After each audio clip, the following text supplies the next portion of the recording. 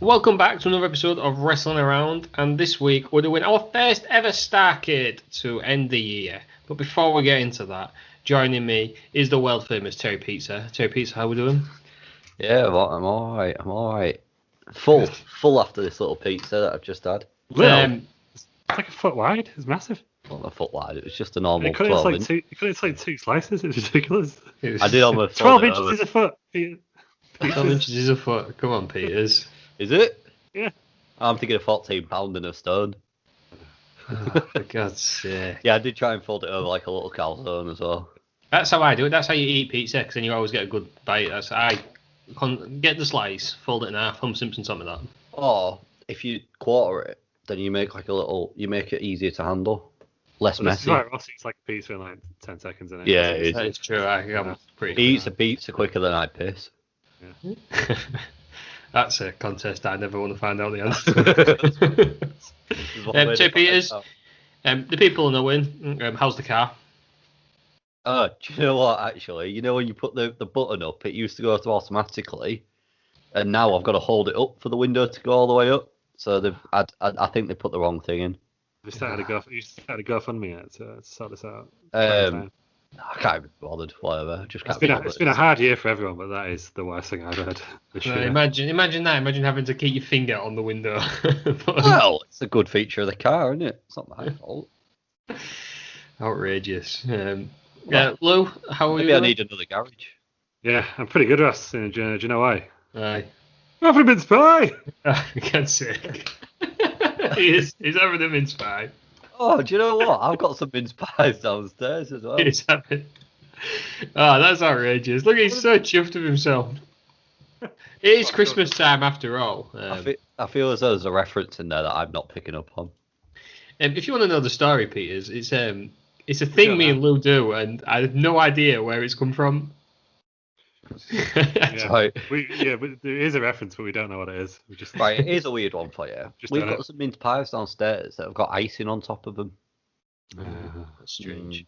I saw a Percy pig mince pie. Yeah, I saw those. I wouldn't mind one of them. Is it mince pie underneath, though? I'm not a big fan of the old mince pie, but I'm a fan of Percy pigs. How can you not like a mince pie? I kind of like a mince pie. Not a fan. Not What about a a savoury mince pie? What, as in, like, with gravy? Yeah. 100%, yeah. Because I genuinely thought that's what it was as a child. Because obviously I'm thick as fuck. Isn't it? Well, yeah, I know that now, but as a child, me being the thickest man in the world, or child in the world, thought it was a savoury pie with a sweet crust. Is that you saying that you've got clever? Because I don't buy it. Well, I'm cleverer than what I was. It's just becoming an adult, basically. Yeah, It's not really different to that statement. Okay, so how's the mince pie? You enjoying it? It's alright. It feels weird eating with your headphones on there because you get Oh, instant feedback of your chewing sounds. It's very strange. the weirdest one is crisps. Mm. Crisps, when you've got the noise cancelling headphones in, you may as well not listen to anything. Just pause what you're watching, because all you can hear is you crunching in your head. Yeah. I've never eaten on the podcast before. We're 40 episodes in, and this is the first snack I've had. That's the first snack you've ever had. Do you remember the first snack I had on here? What was the That first? massive pizza. Them bloody prawn crackers. Something ridiculously crunchy. Yeah. That was just unnecessary. No, the first snack was your own bloody microphone that time in the pilot. Oh yeah, it was. Yeah, 'Cause that I is didn't true. realise that bit's where the microphone was. Like a big dumb idiot. The unreleased pilot that will Yeah. some point I imagine get released. I'm Patreon. It's genuinely one of the worst things I've ever. I think I even listened back to it. I've never listened to it. The weirdest part is that I was the host. Yeah, imagine Were you? that. Yeah. Yeah, it was the host. I remember I made about 7 pages of notes for it as well. These days I get Swiftly like, I wrote the same amount of notes I normally do, and then Swiftly got sacked as host for not really keeping up with the show. That is true. I do a lot more comprehensive notes. But if you're interested in listening to the unreleased pilot, then let us know. Various social media channels and whatnot, and then sure Terry Peters will release an unedited version. It's probably if we have a massive break in the middle. I feel like there was like a 20-minute break in the middle of the pilot. An Amazon parcel arrived. It was. Did I give you an unedited version? I think so. No, I tried to edit it as well. That was it, wasn't it? That was before I came editor. So you hosted and edited, and you've been sacked from both roles. Yeah, no, I just sit here and eat mince pies. Well, it seems like it's worked out for everyone then. Well, some would say that Lou's got the best job there. As is snacking on a mince pie. As he's gorging on one. Have you had any festive foods? Well, obviously 2 days till Christmas time when this goes out. Yeah, I've had some Percy Pig. No, I haven't had Percy Pig mayo at all. I've had not Peppa Pig mayo either. You sicko! Stop trying to eat Peppa Pig. Pigs in blanket mayo. Oh. Pigs in blanket mayo. I've had a few festive slices, which are basically like fruit slices with a bit of icing sugar on top that you buy at any other time of the year, minus the icing sugar. Couple of apricot crumble things. Apricot crumble? Is that festive? Well, it's not. It's got the icing sugar on top, so that makes it festive. Anything with icing sugar, according to you, is festive. Snow in it. That's the bar. Oh, look at this. I've got a chicken fajita, but I've put some icing sugar on the side. I bought what did I buy? I bought a box of Lindt, a big box for an advent calendar that had like half a kilo's worth of chocolate in it. Just ate all that. In one sitting? No, over a few days. But I was having some as part of breakfast. Right. I've eaten a big box of Lindt. This is a whatever that shit. I don't know the weight of it because I ripped the lid off it to shove under some furniture to make it stable. Well, apparently you dropped it on the tuning fork because that's all. That's all I can do. That's a strong reverb. I've had that, and then I've had a little one, 2 little ones of those, I think, as well. So getting into the swing of the festivities. Lots of chocolate from the homemade advent calendar. Nice. When you see it, when a normal person says homemade advent calendar, you think, oh, that's a real sweet and thoughtful idea.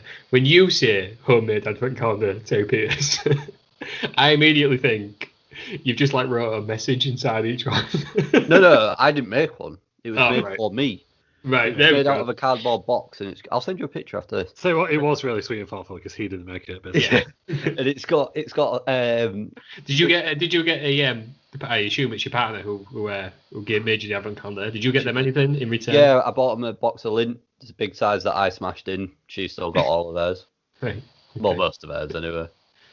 Did you put it behind any doors or anything, or did you just give her a box of Lindt? No, I just gave her it because we were trying to order. This was on the because we were trying to buy an advent calendar on the 2nd of December because apparently the shops just don't sell them after the 1st or before the 30th. Was that on purpose to get the bargain, Peters? No, we just forgot. We were meant to go get them at the weekly shop, and then we forgot, and we were going to get them the Tuesday after, which is 1st of December.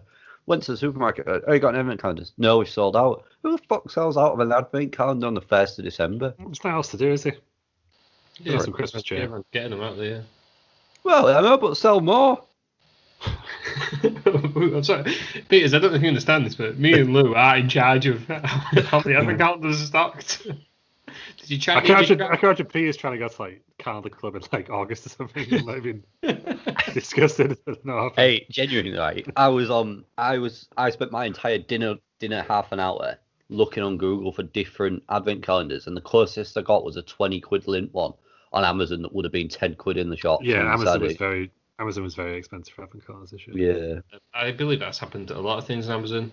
People are buying up and so on. I imagine, Peters, you're the kind of person who buys, like, say, a 2020 calendar in December because, it's the same day as next year. For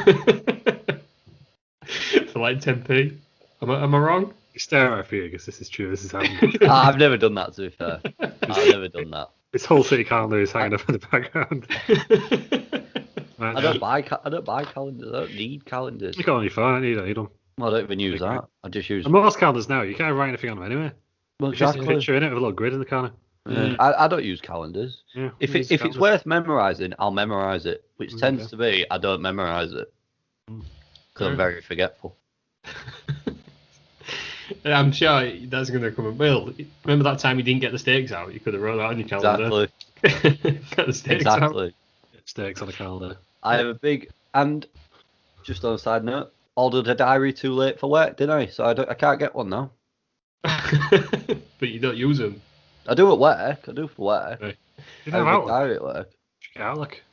Get No, a notepad and just write the date in the top. I'll show you off air. It's a very complicated system we've got where we use it literally every day of the year, Right. including bank holidays. So Can't So- wait for that. obviously as well, it's a 2-page diary, so we need the same page on the left and the same day on the left and the right, and it's sold out. Yeah. So Get a big note. Yes, get a big notebook right in. I've got one of them on my desk as well, and I always forget to use that. Write the days in. So Basically, Dave, I'm just a Terry forgetful Peters. man. Terry Peters not very good at telling what day it is. That is saying it because he did wish everybody. Is it like enjoy watching Money in the Bank or something? This came out on the Wednesday. Money in the Bank come out on the Sunday before. Yeah. That's correct. That happened. Yep. So Yep. Peters, if you had a calendar, you know what I mean? Right, Anybody out with it. there wants to get Terry Peters a Christmas present, and I don't blame you if you don't, but buy him. But someone buy him a calendar. Let's get Terry Peters. But yeah, hopefully everyone enjoys TLC on Sunday. Let's get Terry Peters organised. Here's one for you, just before we get into it. Oh God. Good God. Tis the time of the season. Tis the season to be jolly. What's your favourite Christmas film? Die Hard. Right, so I've been putting a lot of thought into this, and I've decided that it is a Christmas film. So I've gone for 101 Dalmatians because it's snowing. I was having this debate with somebody today whether it was a Christmas film or not. 101 Dalmatians. 100% is, I think. The live action one. Is it? Does it mention Christmas though? I don't know. So then it can't be a Christmas film. It's not. So would you call Snow Dogs a Christmas film? Yeah. With Cuba Gooding Jr. Yeah, I would. Any dog-faced snow. Oh, but they don't mention Christmas. Lassie in Winter. That's the classic. What about one Lassie of my personal favourites, The Three Doggeteers? Yep. Is that a Christmas film? Mhm. Yeah, and also, speaking of 101 Dalmatians, we need a live-action version of Aristocats, please, Disney.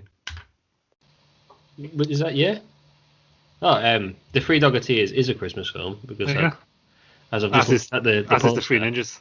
it says The Three Doggeteers save Christmas. So Mm-hmm. who's coming up with that? What other Christmas film I watched last night? Step Brothers. Is that a Christmas film? It's a Christmas theme. Counts. That is true. No, there is. I think Step Brothers is very overrated. Oh, Careful that, because it's like Ross's favourite film ever. I think. How many times have you seen Step Brothers? A few. Because I thought the first time I watched it, I thought the same. But I've not watched it for a while, to be fair. After like the fifth or sixth time of watching it, See, I don't really want to. If I feel it as became though, one of my favourite films. if I feel as though I don't enjoy a film, I won't watch it 5 or 6 times.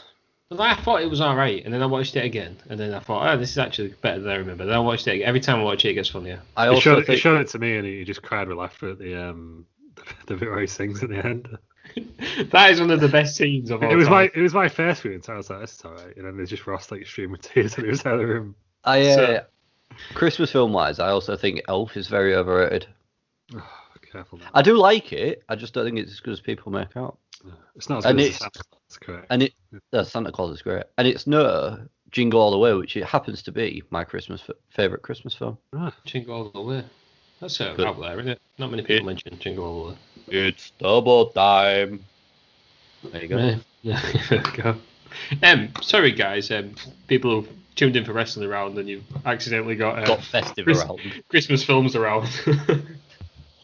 Terry Peters is a cheapskate around. Terry Pizza. Terry Pizza, Come great. on, man. Well, we nearly got bloody Terry Pizza all over your microphone after that bare earlier. So, shall we do Starrcade? Our first Yeah, let's do it. Starrcade. Let's do it. If we must. Right then, we'll do Ring the first- bell. I thought we weren't doing a bell. Yeah, I know. I'm doing it instead.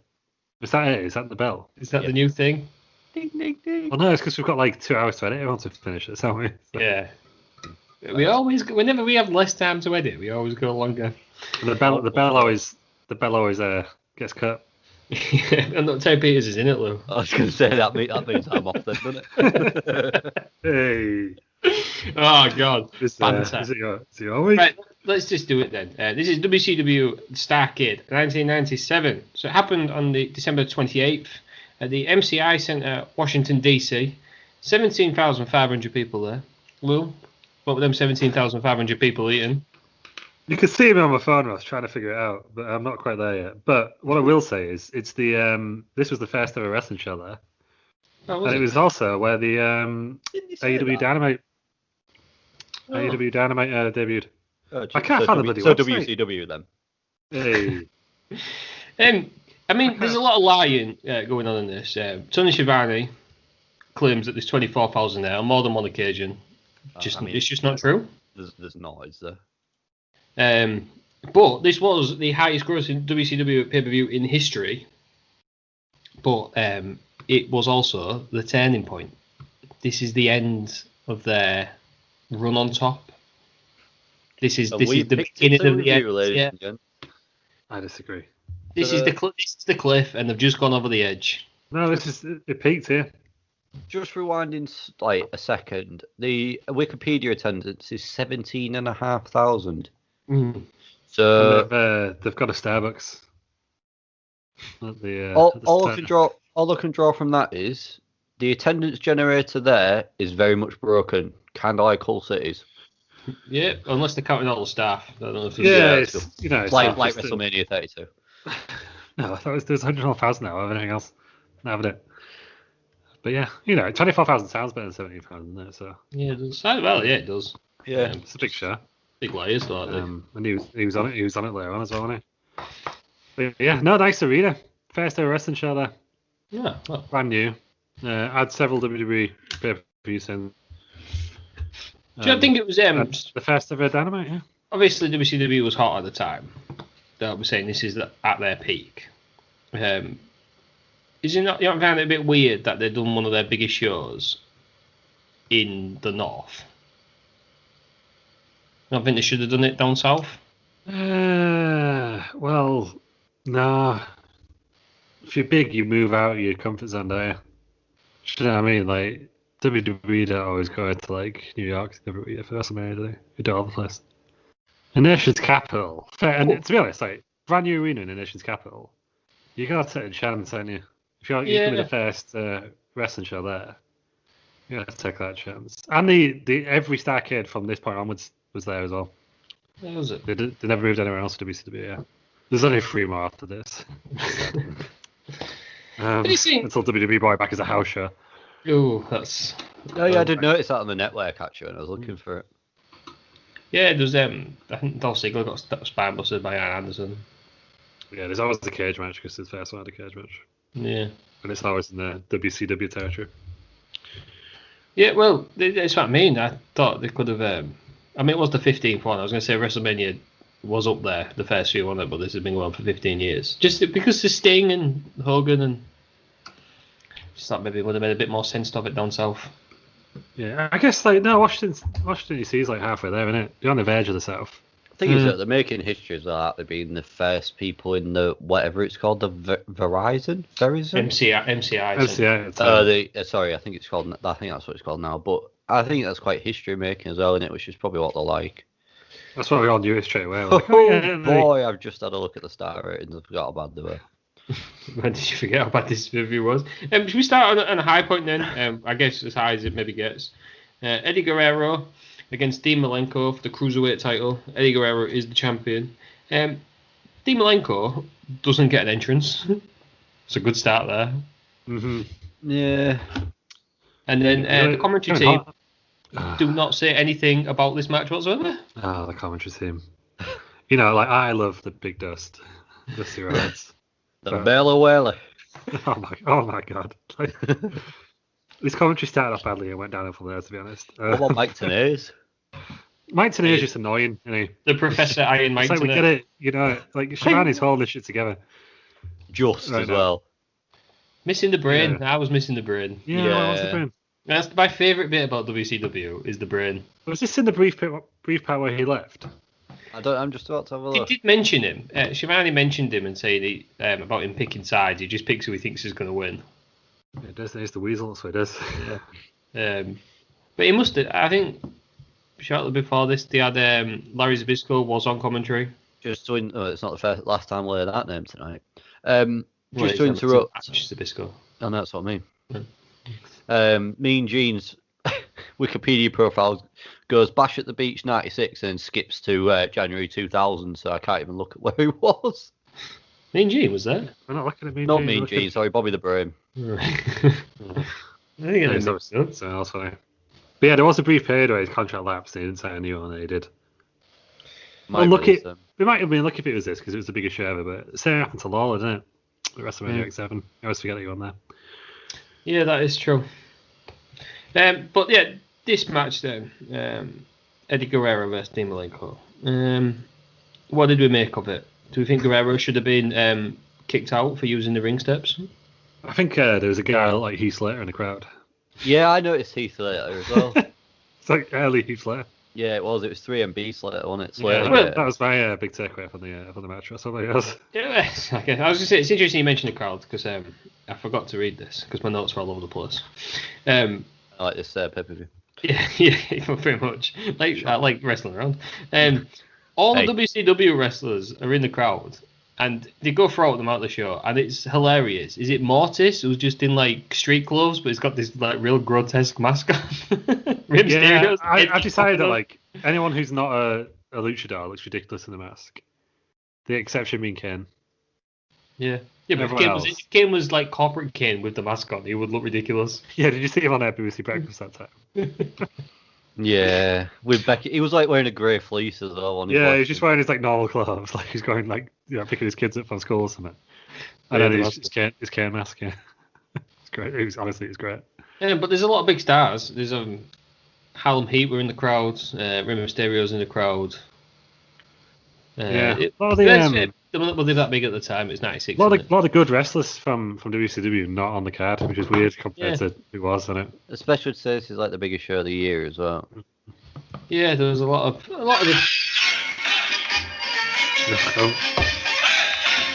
No.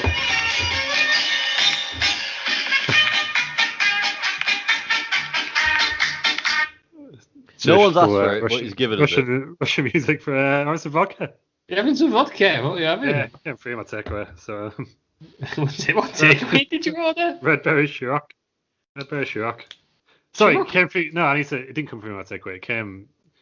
Ciroc very kindly sent me this Red Berry vodka for me to try live on. Oh God, do you know what? I think I could just drink that straight. I was gonna have it with lemonade. We'll give that some thought. Yeah, maybe we'll be doing shots later on. Right, anyhow, back to Guerrero, Dean Malenko.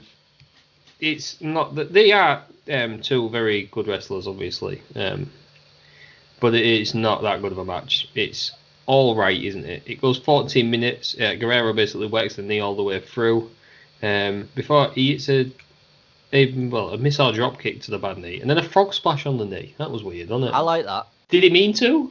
I feel like that would hurt you more, given the move. Is that not the reversal to the frog splash where you put your knees up? No, because you get in the front of the knee, aren't you, and the joints and everything, whereas that was on the side. So I think there's going to be more impact on the side. That would kill.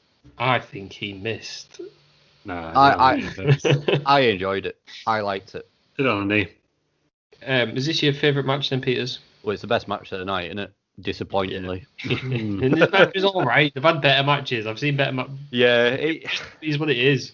Yeah, like you say, they've had the problem was like no one cared, including the commentators. Which is that's what they always say about WCW, isn't it? They don't care. They only care about the undercard. That's why all the cruiserweights got upset and left. And it's fine because they literally don't speak about this match whatsoever.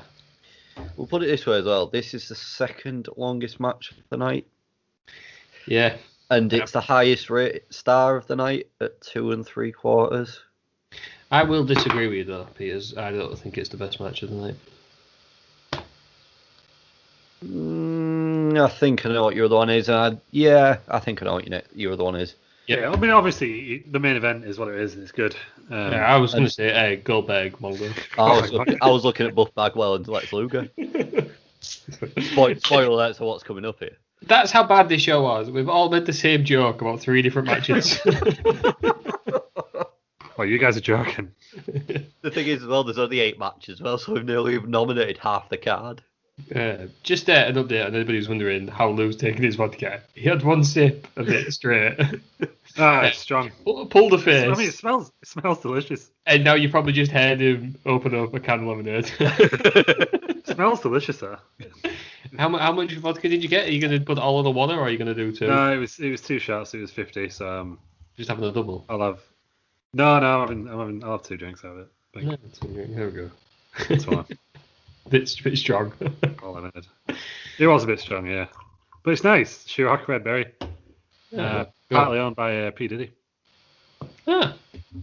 All comes full circle. Look, what did you think of Guerrero Malenko then? Now you've finished pouring drinks. It was just all right. That was all you can say about it, wasn't it? It was just a random cruiserweight match, wasn't it? I know it's got name power now, but did it at the time? Maybe not as much. It had a rivalry in ECW. Oh, didn't Eddie Guerrero just come off that absolute banger with Rey Mysterio at Halloween Havoc? I'm sure that was 97, wasn't it? Yeah, I don't know. It's like one of the best WCW matches ever. So World War III was the one before. Classic. Halloween Havoc. Rey Mysterio, Eddie Guerrero. Title best mask. Yeah. I'm sure that was like awesome. So maybe, possibly. Yeah, but it was just like, they're having a tag match tomorrow. They're actually mate, so there's no heat in the match. I'm pretty sure Guerrero... They were just talking about Sting all the way through it. Guerrero lost his title either the night after or the week after that. The Big Dust was just saying some Dusty Rhodes things as he did all night. Some of the shots did look a bit hard, I thought. There was a bit of the commentary where they completely ruined Dean Malenko's Man of 1,000 Hold gimmick. I think it was Mike Tenay or Tony Schiavone saying he's tried all he can after about 2 minutes. Yeah. It went until Big Dust says, he's got 1,000 holes, I'm sure I'll go up with something else. Yeah. Dusty. Oh, dear. Big Dust. Yeah, I love him.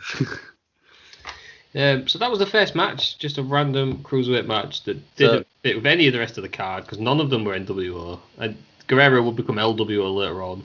It's classic WCW, isn't it? Opening with a cruiserweight. That doesn't mean anything whatsoever. Well, a title line, I guess, but there's no heat, was there? No. Eddie, at this point as well, was spelled E-double-D-Y. Yeah. There you go. Like an eddy current. Electrical term. So, high voltage. Is that a wrestler? Is a wrestler called High Voltage? Lou, how's your evening? Yeah, not bad. Cheers, Fears. Lou didn't know what was happening because he just necked that bottle of vodka. He's off his head, isn't he? And now he's gone blind. I passed the first test. I didn't go blind. Right, we'll move on then to please. Scott Hall. Scott Hall's come out, already teasing the red and black NWO. With the outsiders in there. He's wearing a fake tag team belt because WCW don't like to use proper refs, do they? So the outsiders lost to the Steiners, and Larry Zbyszko just randomly refed it and did the thing. Which WCW's never done that before. Maybe they'll do it again later on. Who knows? He won World War III. Was it called World War III? Yeah, the match is called World War III. World War III, yeah. Which is done in the archives, so I should know better. He won that, so he's going to face the winner of Sting and Hogan at Super Brawl. He then says Kevin Nash won't be there. The Giant's supposed to be having a match against Kevin Nash. Nash pulled out, just apparently he had a heart issue. I think he thought he was having a heart attack. People have disputed this. I don't know either, so I'm going to side on Kevin Nash because he's a close personal friend. He is friend of the show.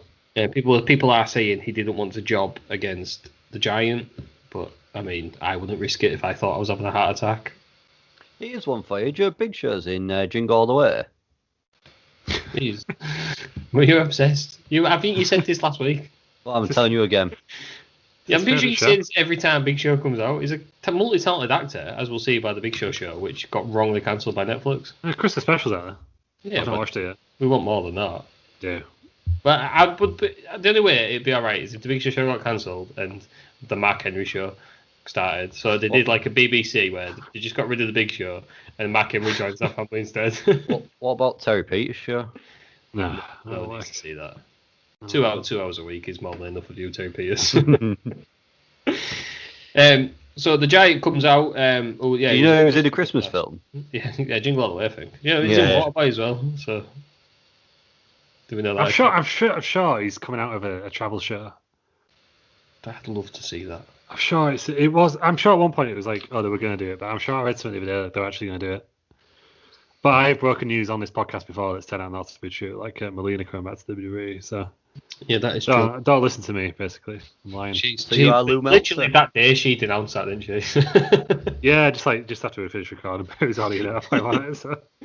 Yeah, we're not doing it twice. So the Giant just starts beating down Scott Hall and then uses a jackknife instead of a chokeslam. Scott Hall doesn't have a very good pay-per-view, does he? He's not in a match. No, but he does. His promo is like a full-on face promo, isn't it? Yeah. What's going on? I don't Cool know. heels. I mean, I get this was there because there wasn't a match to have, so it must have been like thrown together. Yeah. And the segment was all right, I guess. But like I said last week, I'm not a fan of promos on pay-per-views, and this was just a bit rubbish. But Yeah. I'm quite glad they didn't give any extra minutes to any of the matches. I'll tell you what I did like. There. When Big Show was like, I'm going to be in the pro wrestling business for a long time. And here he bloody is, 23 years later. Yeah, He's it still was- in the Yeah, he was wrestling right business. about that, to be fair, wasn't he? He's bloody right, wasn't he? I thought this was a bit weird. I thought the Big Show looked more like, well, the Giant looked more like the Big Show than he did the Giant. Yeah, that's sort of like a cat's insane, aren't he? Yeah, do you not think? Because the Giant and the Big Show have two different looks, really, don't they? Yeah, I thought he looked a lot like that guy from Jingle All the Way. Oh, and the big guy. Yeah, The that's San- what Arnold Schwarzenegger. The Santa Claus. No, Arnold Schwarzenegger. Sorry. I was going to say Danny. I'm going to say Danny Danny. He's He's not twins, there, isn't is he? That's twins in it. Look at Pete. He's getting so upset just slagging off his favourite film of all time. he? It's good. Yeah, it's a good. I've never seen it actually. It might be good. It might be not. So, Peters, did you enjoy Jingle All the Way's main star and beat down Scott Hall? I just put his mad however Hall is, so yeah. He was very Yeah, over. but it to shouldn't be fair. because but it's a bloody heel. I know he's a See, heel. Oh, would, no, he's would, he me. got booed, would he got booed down south? I think he would have. By the wrestling fans, Because maybe. it's WWF, isn't he? Yeah. How weird was? I know he always had his hair like that as well, but it was viciously gelled and very off-putting. His one little thing down at the front, Yeah. his razor fringe. That's his thing, though, isn't it? And also, he had one toothpick behind his ear and another one in his mouth, which is impressive. In fact, the full promo had a toothpick in his mouth, which is impressive when you think about it. Pretty not so far out. He's a cool dude. It's just harder to speak like that. Actually, no, it's quite easy, actually. It's easy. Toothpick's pretty thin, isn't it? I reckon I could do it. Yeah, well, I can do it now, can't Why I? don't we do it next week then? Wrestling Around is brought to you by Toothpicks. That's the worst sponsor of anything ever. Toothpicks. Toothpicks. Imagine. So yeah, the Giant won't be having his match. I think he does end up facing Kevin Nash later on. But according to the Giant or Big Show, I think he says it on one of the Broken Skull sessions. They literally got him in the NWO, so he couldn't beat them. So had he been in and out of it at this point? I can't remember the I'm not sure. storyline because everyone's been in the NWO at some point. Yeah, well, we find that out tonight, don't we? Like, Yeah. how many people are in the goddamn NWO? But how many people who weren't on it then end up in it? Like Yeah, the big dust himself. everyone. The thing is, I genuinely think that detracts from the NWO, just how many people end up in it. I'm gonna Oh, massively. defend the NWO, yeah, because the plan was they were going to have their own brand. That's why so many people got put in it. Yeah, but I still like it because it's like you know they're a heel faction. So then you know they make their own brand and they're all heels. Who are they fighting? Yeah, that's true. Yeah. I suppose then they detract away from the NWO, don't they, I guess. But it was more the fact as well that they had 3 different brands of NWO and it all got very, very messy. Like, You know what really killed the NWO? Finger poke Jeff it. fucking Jarrett. Yeah, that's true. Killed the Bullet Club as well, didn't they? Sorry, Tamatonga. Kills everything, isn't it? Killed TNA, killed everyone. Tonga's going to invite you to his barbecue and beat on you after that. I am going to get beat up. I said sorry, it was a joke. I hope you get beat up, no. there's that many people on like the list of people in the NWO, it's got its own Wikipedia article of list of new members. I can believe it. Well, I think there's enough just for like incarnations. So you had the NWO, then you had was it Hollywood, Wolfpack, LWO. Oh, that was The Lou World Order. Yeah, that'd be better. The Giant had been in it. He was in it in World Order. 1996. One Warrior Nation. Wait, it was OWN, classic. NWO Japan, that was a thing. Yeah, there was Then also. there was the B team, wasn't there? Then there was NWO 2000, the black and silver one. So yeah, there's Elite, NWO Elite, NWO Wolfpack, the Wolfpack, and the Band. That was the TNA version, wasn't it? That was Kevin Nash, Scott Hall, and Six Pack. Yeah, I'm sure that's TNA. Yeah, it was. Of course it was. It's called the Band. Classic. So you had I wonder what it'll be called in AEW. I don't know, but I know a bitch about it and not being able to call them the NWO. It's not fair. Like a t-shirt. Get some more. You keep saying how rich your bloody owner is by the rights. Snoop World. Anyway, I think that's NWO's still on the go, aren't they? Because that's where I got my zebra pants from. Classic. Yeah, Zubaz Page did get that. Speaking of the NWO, they're in the next match. So we've got Scott Norton and Vincent. Supposedly Conan. This was supposed to be Conan as well. So this would have been. This would have been a great match. Oh, it's K-Dog. Conan strawberries. was at the birth of his child. That's why he wasn't there. So the new partner of Scott Norton and Vincent. I mean, this already sounds just rubbish, doesn't it? Scott Norton. Vincent. This is the NWO. This has been diluted because Scott Norton and Vincent are in it. It started off with Hogan, Nash, and Scott Hall. 3 Hall of Famers, 3 of the biggest names in wrestling at the time. Then you go and add fucking Vincent and Scott Norton to it. We need to explain who Vincent was for the. Virgil? He's Funk Money. He's Virgil. What's he called now? Soul Train Jones. If anybody doesn't know who Vincent is, or Virgil is the lonely guy at WrestleCon or whatever it was. It's just rubbish. So Randy Savage will be joining them. Adds a bit of star power, but he comes out like a face as well. Are we all thinking this is the biggest show of the year? Why is Conan, Scott Norton, and Vincent got a match, but Randy Savage doesn't? There's a lot of this all the way through, isn't he? Of like random people who don't have matches. Ric Flair. There's far too many good people. Scott Hall. Mysterio. Harlem Heat. They're all in the crowd, aren't they, as well? Yeah. They're all sat in the goddamn crowd. They'll come out in the ring at the end. It's nice. We'll get to that. So we've got Randy Savage, Scott Norton, and Vincent representing the NWO against former NWO member. So they've already had former members, Christ. Ray Traylor and the Steiner brothers with former NWO member Ted DiBiase. Yeah. Dr. Chris Gremlin was over, wasn't he? Yeah, there was a lot of lot of dog chants. Yeah, so Ted DiBiase was the when he first came in, he was the bankroller of the NWO. He was the mouthpiece, wasn't he? He was meant to be that, and I think they've decided Bischoff was better.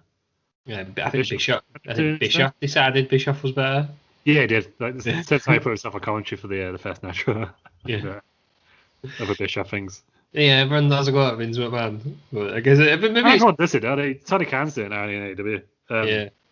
Dixie Carter always follows she wouldn't do it, and she ended up doing it. She did it. Cody Rhodes does it all the time. Can't really help themselves. Just if you're in power, you put yourself in power. Vince Russo did it. Put yourself in. Yeah. Vince Russo's probably the worst example, but you put yourself in Starrcade there.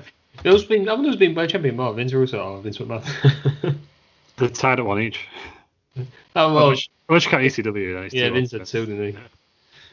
So, everyone does it. I suppose everyone does it, don't they? It's like is it Barry Fry who puts himself in charge of Peterborough? Yeah, I'd be doing it if I was. 100%.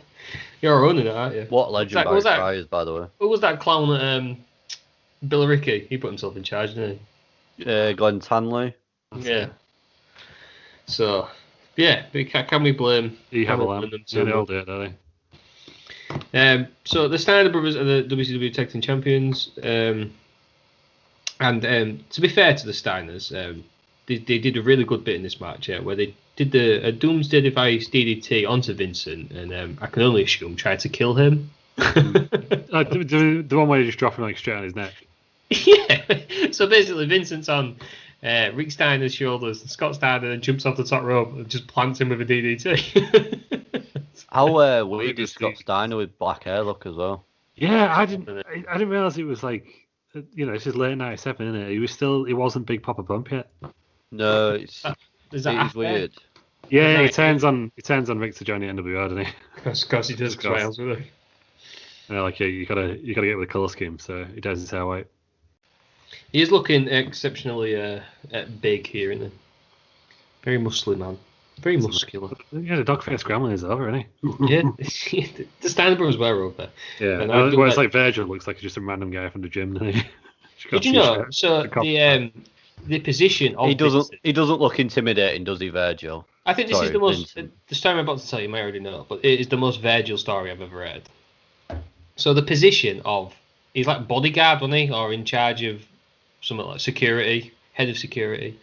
That position was supposed to go to Charles Wright. Now, Charles Wright, as you may know, is Cameron Mustafa / the Godfather / the Good Father / Papa Shango. Papa Shango.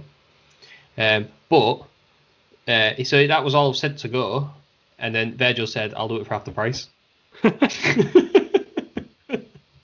and that's how they employed him instead, and it became Vincent. Oh yeah. Is that not the? It's called Vincent, of course, because of Vince O'Mahony. Yeah, which. Just as he was called Virgil, because it's Dusty Rhodes' real name. Yeah, and he's just he's rubbish. That's the joke.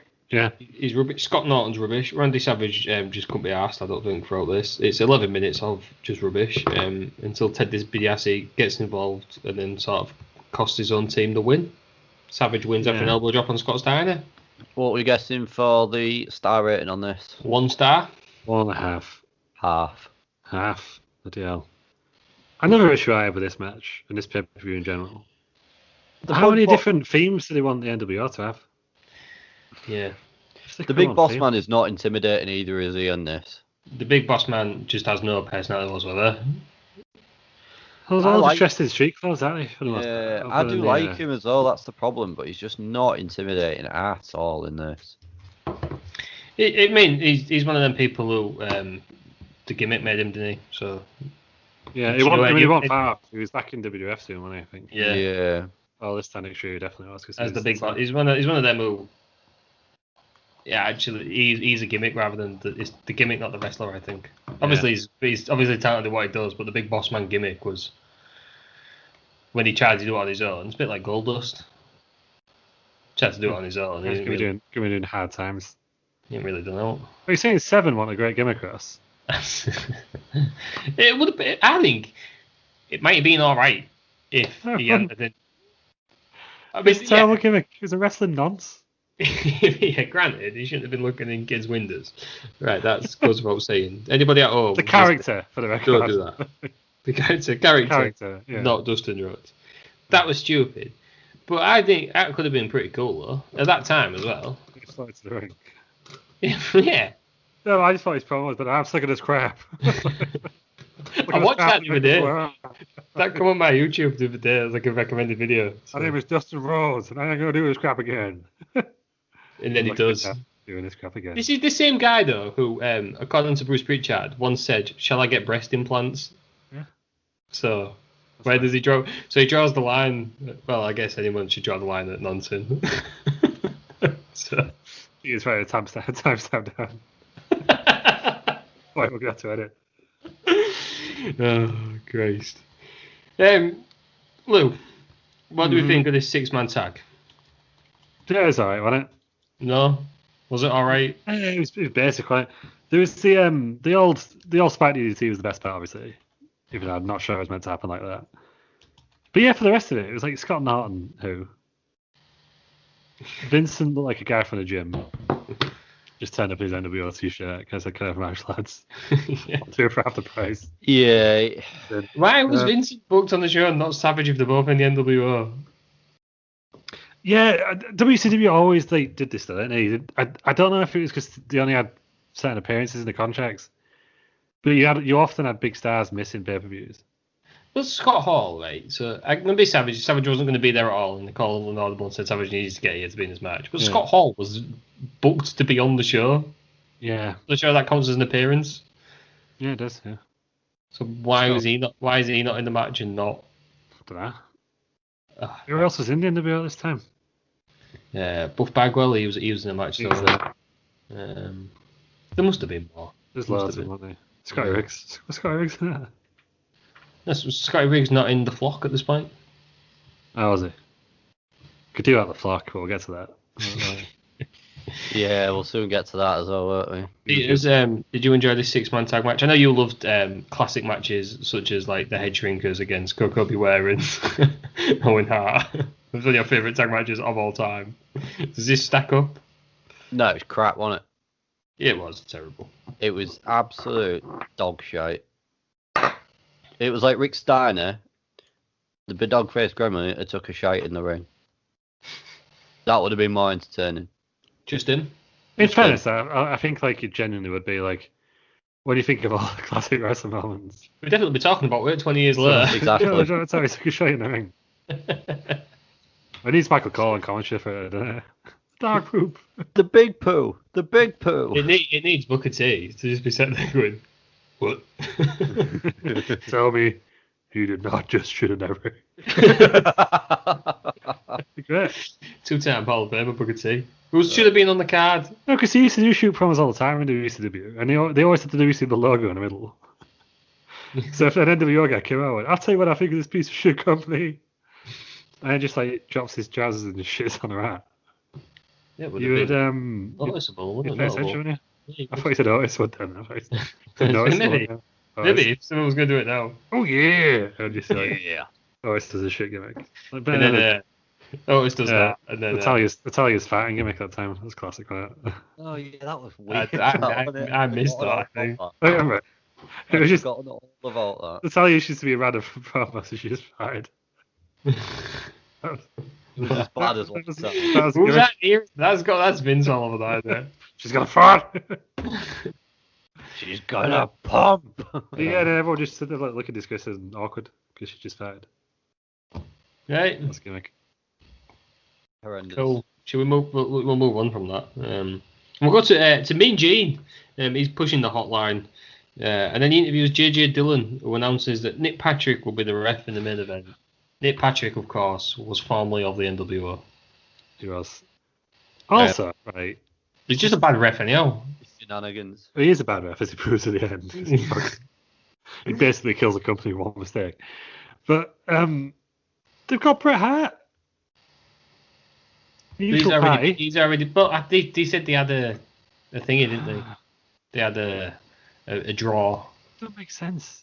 I know what we're all thinking. Why wasn't it not the best referee WCW have? Friends of the show, Randy Anderson. Should have been. It could have been. Wouldn't have made a difference with it. No, he was Ric Flair's personal ref on it. Who? Little Natch, Charles Robinson, referee Charles Robinson.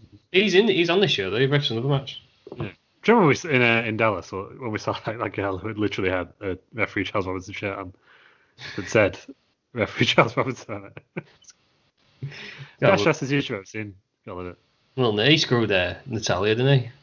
Did what? He at Survivor Series. Oh, okay, right, yeah.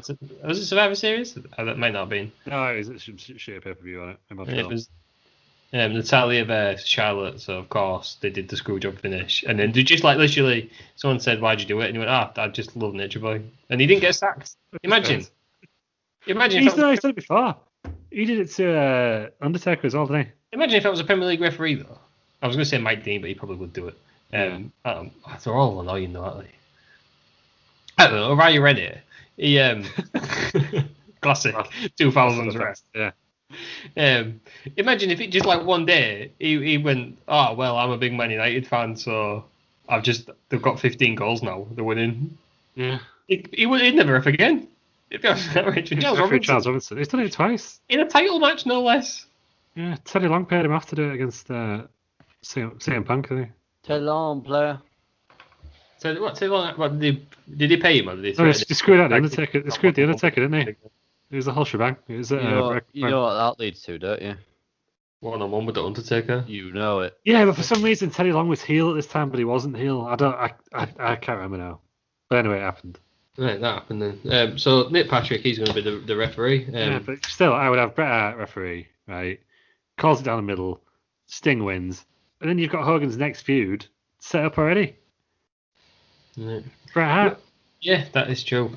But that refereeing performance, as we'll get to, I don't think is the that's worst on the show. They've not even mentioned Bret Hart in this show yet. I don't know if they have, unless they did it at the start. He was literally world champion in WWE like a month before this. Yeah. And they're like, oh, we just got some random dude. Well, he comes out later on looking like some random dude. Yeah. I've never mentioned him because I thought, oh, is he a surprise guest referee or something? And it's like his big pop. But no, they announced it. No, he was on. He was literally on WCW like 2 weeks before because Bischoff said Hart's going to be the new member of the NWO. He comes out and says no, he's not. Yeah. Yeah. Terrible. I don't know. We'll go on. So speaking of terrible, I've just looked at the next match. This is Pitch Streak Goldberg against It's Ross's favourite. Steve Mongo McMichael. Yes. I mean, Ross is looking at broken man listeners. Sorry. This Viewers. match I'm in Bell Nation at YouTube mode there. Oh, good God. First plug in. he loves it, doesn't he? This match was literally The worst thing you've 2 ever seconds seen. off being 6 minutes. 1 second I've got here. 1 second. Either way, far too long. Is anybody asking for a Goldberg Steve McMichael match? Is anyone asking for it for 6 Do you know what minutes? the worst bit about this is, right? So they start fighting outside the ring. Goldberg's setting up tables and stuff. Fucking old Mongo kicks out with a spear. Oh, Mongo. Oh, That's the charge of the opponent, isn't he? And he takes it horrendously as well, doesn't he? everything he does is horrendous. Mongo McMichael is shite. Anybody who hasn't Oh, seen he was part of the legendary Four Horsemen. yes, he's one of the best wrestlers of all time. 'Cause only the best wrestlers go in the Four Horsemen. He was married to Deborah at this point in time. There you go. There you Not that that means anything. It's better than his wrestling career, though, isn't it? So Goldberg, he sets up the table on the outside after Mongo. Well, he sets it up first, then Mongo gets kicks out the spear. Then he sets the table up properly. Randy Anderson making the save, and then Mongo just gets chucked for it anyhow. Immediately gets up. He just got Also, up there's the no selling. table. And there's a few guys going to UC Dub. And then, yeah, he just gets up and he gets back in the ring. And stuff like that. I mean, the thing is, because both of them were pretty green ex-footballers. No, football player in it if you're American football, not football for some reason. As they were talking about football for ages. And I was like, Dusty Rhodes is reading off all these facts that are both playing football. Then he gets annoyed with himself. He goes, they said about football. The dust in it. And then moves on. You were the guy just streaming off facts out. Texas football, whatever it was. Like, That's what he does, the dust. it's like, you really want to bet football played around. The best high school football. Even though the guy's like nearly 40 at this point. All the best high school footballers of all time. And then they're like, oh yeah, well Goldberg was alright because he was on the practice squad. And then, yeah. At this point, Mongo's been wrestling for like 2 years. Oh, really? He should be better than that, yeah. But this match felt like it'd gone on for 2 years. He was It looks a like he's been commentator wrestling as well. for 2 weeks. Yeah. He came in as a commentator, didn't he? And I thought, I want a piece of this. Um, I feel like He was Ed like Ferrara the stepping good into guy. the ring. So yeah, he made his debut in. He joined WCW 1995, but he made his debut in 1996. I imagine he's in April, so he's probably 2 years because he would have been training before that. So he was a ring vet in this match. Yeah, because how long has Goldberg been on? He can't have been on that long. This is his first Starrcade, wasn't it? So it's less than a year, I think. So his first match was a dark match in June 23rd, 1997. So he'd not been going long. No. September 22nd, 1997 was when he beat Hugh Morris in his first match. So this is Goldberg's pay-per-view debut. Why on earth would you put him with Steve McMichael? Why? Big name. One of the horsemen. I know, but you obviously think, this Goldberg, he's got the look, he's got it. He's just blasting through people. But he's only been wrestling for 3 months. Let's put him in there with somebody who knows what they're doing, who can just take a beating and he'll look amazing. Yeah, I've got the guy for you. Mongo, what are you doing, mate?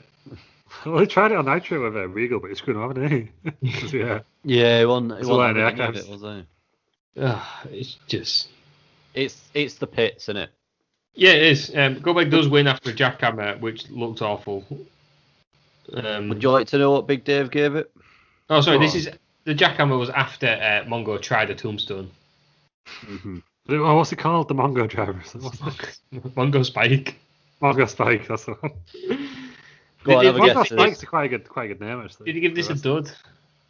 No, he gave it. I remember what he gave it. He gave it -1, didn't he? He did. -1. -1. I mean, we haven't come across many minuses on this show. This isn't even the worst. Sure, Mongo. He gives the Tower Doom match a negative stars, didn't he? Yeah. He gave that Vampiro match 1 as well, didn't he? Yeah. Oh, that was awful. Which is great, and I'm not having any of it. Vampiro against the Kiss Demon. Yeah, in the Swamp match, I'm not having any of it. Oh my god, that was classic. Tower Doom was classic. I got -3, so Meltzer's skills all wrong. So we're right, and Meltzer's wrong. What a surprise! But people need to go on Is Twitter. This the worst match of the card? No, this is the worst match. I don't know. I think I'd rather watch that than the 16 minutes of Lex Luger that's coming up. I did wonder if that's what you meant. I don't know. But then the penultimate match is pretty damn terrible as well, isn't it? So yeah. Stick around, viewers, for all the good stuff. Listeners. It's just He thinks he's on youtube.com/BellNation, doesn't he? I do. You're right, and twitch.tv/BellNation as well. You've had enough now. He's had enough plugs. Hey, speaking of twitch.tv/BellNation, if you subscribe to my channel, you can now use a little emote in the chat. Is it your face? No, it's not, actually. That could be the next one. It's a little orange bottle. Little orange water bottle for when I bottle it, playing Football Manager on Friday evenings at 7:30 and Sunday mornings at 9 AM. Just careful what you say, though, because he bans everyone. I don't ban anyone. You haven't been around for a while, that's why. Well, I was there on Friday once again. Disrespect. I've been hard at work. Oh, you were there. Yeah, you were around actually, because we went and raided someone, and he raided somebody else, didn't he? Yeah. Yeah. Good guys. Good guy. There you go. JP says good guys. So, I think I'd rather watch Steve McMichael. I disagree. Should we move on? Because that match has had far too much talking about. I mean, please. Somebody go before we move on. Go on Twitter and I think it's called That's How Mongo. It's the best Twitter handle I've ever seen. It's basically clips of the wrestling genius. We didn't get Raven coming out for his match with Chris Benoit, but he says when he signed his contract, he chooses when, who, where he's going to wrestle, and he doesn't want to wrestle right now. So Perry Saturn will replace him. That's good, isn't it? How good of him. Yeah. Is this the start of WCW giving creative control away? Bischoff never really liked Raven, did he? He didn't get it, I don't think, did he? Didn't get it, yeah. I've got to say, neither did I. The thing is that I don't think Raven suits a mainstream company. No, I don't think he does. I think Underground is better for him. I think that's probably why he didn't do so well in WWE either. Raven is one of the biggest wrestlers of all time. Have you not seen Louis Theroux's wrestling documentary? I have. It's great. I just don't think that the character works in anywhere but ECW and TNA, personally. I think it's. I don't think the character works after the 90s because grunge isn't about anymore. Yeah, but even then it still didn't really work here, did it? It's like John Cena's character wouldn't work now, would it? What? Because you can see it. Because you can see him now. No, so John Cena, as the guy he is now, isn't the guy we started. He's not the Doctor of Thugonomics. I don't think that would. If that happens now, I don't think that works. Did it happen last year, WrestleMania? Yeah, it did happen last year. But that was a throwback. If John Cena was to be introduced tomorrow as the Doctor of Thugonomics, it wouldn't work. Speaking of John Cena, he's also a member of the NWO. He was, yeah, he's the last member to join. Yeah, that is true. There you go. Big circle, this wrestling game. Big circle. It's true what they're saying, they just copy ideas. Not original wrestling anymore. So I don't know, we just literally saw a man get set on fire. I haven't seen it yet, but I do know that. So yeah, I haven't seen it yet, but I do know that happens and it looks great. I've not seen it because I was watching Starrcade 97 instead. Oh my word. Oh god. That's after this. If I Yeah. could do any more wrestling. I've been watching Drew McIntyre and Broken Skull sessions before. I'll watch that. I always watch the network specials before the pay-per-views. Yeah. Ready for Royal Rumble 31st of January. Mark in your calendars. I'm just more interested in Stone Cold, I think. I will watch anything with Stone Cold first. Swig a beer for the working man. Yeah, swig of water on this kid-friendly one. I've been playing Football Manager, ready for my YouTube content where you can find me at Bell Nation. Find me at Bell Nation and go to youtube.com/Bell Nation and unsubscribe. I'm sick of them. They'll cut that out as well, won't they? Thumbs down for Bell Nation. Hey, thumbs up for Bell Nation. Smash that like button. Punch the algorithm in the face. So we've got Perry Saturn versus Chris Benoit. Perry Saturn's got hair. What's all that about? Like, we've seen Paul Konchesky with hair. It's just odd, isn't it? Yeah. I mean, that's a niche reference for anyone that doesn't know English football, but yeah. It's like isn't he? Say that again. Isn't he? Or Pez. Pez Saturn. It's like when There is a Perry Saturn Pez. a Pez dispenser, Perry Saturn. Yeah, Pez. That'd be great. It's like when Stone Cold's got hair. Yeah, but that's not as. Don't look right, does it? This was just. No wonder he had to shave it all off if this is what he was doing with it. It was like a weird, like, Wayne Rooney's hair, wasn't it? Like a weird. It'd be real fashionable now, but it wasn't at the time. Yeah, it wasn't at the time. I think I could pull it off with what little I've got left. But you're supposed to be doing a rat tail, so. Hey, Yeah, it's getting long again, isn't it? Yeah, you're starting to look like Karen again. The beard's out of control. The bum fluff's out of control. I said beard. Right, that's enough of Terry Peters. You gotta grow out. If you get it like an inch long, it'll look good. What, the facial hair? Yeah, a bit more. We're not far off, I don't think. Yeah. You need to grow the moustache. This is about as good as it gets. It's not shaving.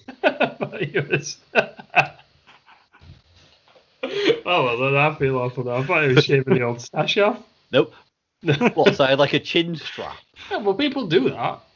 That's the thing. Not Abraham Lincoln. People grow a beard just at the bottom. That's the thing, isn't it? Every time you comment on people's facial hair, I remember you told a close friend of the show. I won't name by saying that a chin strap was a douchebag beard. To a guy who had a chin strap beard. He didn't know. He didn't have it at the time. He said to me, "Also, how I normally have it." Who is that? Close friend of the show. Right, you have to tell me off air. We won't be mentioning names. It'll probably come up a lot next week. To give you a hint. And I did feel bad. And in my defence, I got that name off Family Guy because that's what they called it. Right. So. It's basically just stop commenting on people's facial hair. Because every time I do it, just upset people. Right, anyway, right, Perry Saturn, Chris Benoit. This is a Ravens rules match. There's no DQ. Not that you'd have known it. I mean, the most interesting thing about this... The other match just had a table. Was that a Ravens rule? Or was that whose rules was that? That wasn't. Eddie Guerrero had used steel steps. That wasn't either. It was just bad reffing, wasn't it, again? Every time. The referee in WCW is distracting. It is. Show. We'll get there. We'll get there in a minute. There's one that's absolutely awful. So basically, Ravens at ringside. His flock keep getting involved. I don't think I really know any of them. There's one called Sick Boy. Billy Kidman's there. He misses a shooting star press off the apron. Also seen in Train Spotting. Yeah, I knew that's where I'd heard it before. Great film. Billy Kidman or Sick Boy? Sick Boy. I've never seen Train Spotting. To be fair, Billy Kidman does something very good in this match. What was that then? The shooting star press off the apron. He misses it though. It's still pretty impressive. It's an impressive manoeuvre, but he misses it. Yeah, well, it's like my moustache. It's impressive, but it's missing, isn't it? Yeah. Ross kayfabe it up there. Is it impressive? Could have missed it. There you go. Oh shit! Oh god. For God's sake. If you're wondering what happened then, Ted Peters was showing us his moustache as close as he could to the camera. And not the pop filter over. Join him on Twitch streams and tell us just tell him it's impressive, his moustache. Send me bits for a facial hair transplant. Where's he going to take it from? It's got now up top, has he? Take it from my balls. Right. we're getting distracted. Come on, guys, let's stick to it. Basically, this is Chris Benoit against the Flock, and Raven. So Raven hits a DDT on him, and Saturn just puts him in the rings of Saturn for no reason, and he wins by submission, I guess. Or The rings of Saturn is a brutal looking thing. Yeah, 10 We minutes. didn't even do it properly, did we? Maybe we were like knocked out on it. I think it was just a. But you normally grab your arms together as well. Was that Austin Aries? Who was that? Neville did Oh it? no, Neville. No, it's Neville won it. Yeah, against Austin Aries. Yeah, but don't you lock the arms as well? Or is that just a new variation? I don't think I've seen the old variation enough to comment. Yeah. The thing that annoyed me about this match is the amount of interference. Well, I think that was the point, though. It just pissed me off. That's the thing, though. How many factions do you want, Ross? We've got the NWO No, already. I'm saying I agree. It's just bad, though, isn't it? It's just bad. That the whole point of Raven's rules matches was that his Flock could get involved. Yeah, What do we they're think? first not friends, then. I mean, Christopher White and Nobody Friends, which is probably in the long run was probably good. What do we think Big Davey gave this? I don't know, 2. Lower. If it involved Benoit, then it's a 5, I reckon. 1.5. 1.5. Which was too generous for it. Which is the third highest rated match on the card. Great. Oh, what a show. And Unfortunately, it goes though, for 10 minutes and it's shite. yes, it is. Unfortunately, though, it's not going to get any better. Oh Because, my god.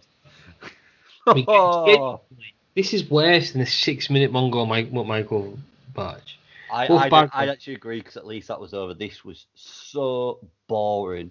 We've got both Bagwell against Lex Luger. Bagwell's in the NWO. Luger joins it later on. An old looking Lex Luger as well here. He does look old here, doesn't he? Yeah, I was going to say, who was the old lady who looked like Lex Luger? Was it? His hair was different. Does Luger normally have a big mullet? Yes. Is that why it was different? Because I think it was a bit thinner on the top. Wasn't as voluptuous. I mean, he was meant to be the next Hulk Hogan, and he definitely started looking like him here, didn't he? Yeah. We slagged off the referees. We said Nick Patrick doesn't do his job properly, and maybe causes in the show. But the refereeing this was just the worst thing I've ever seen.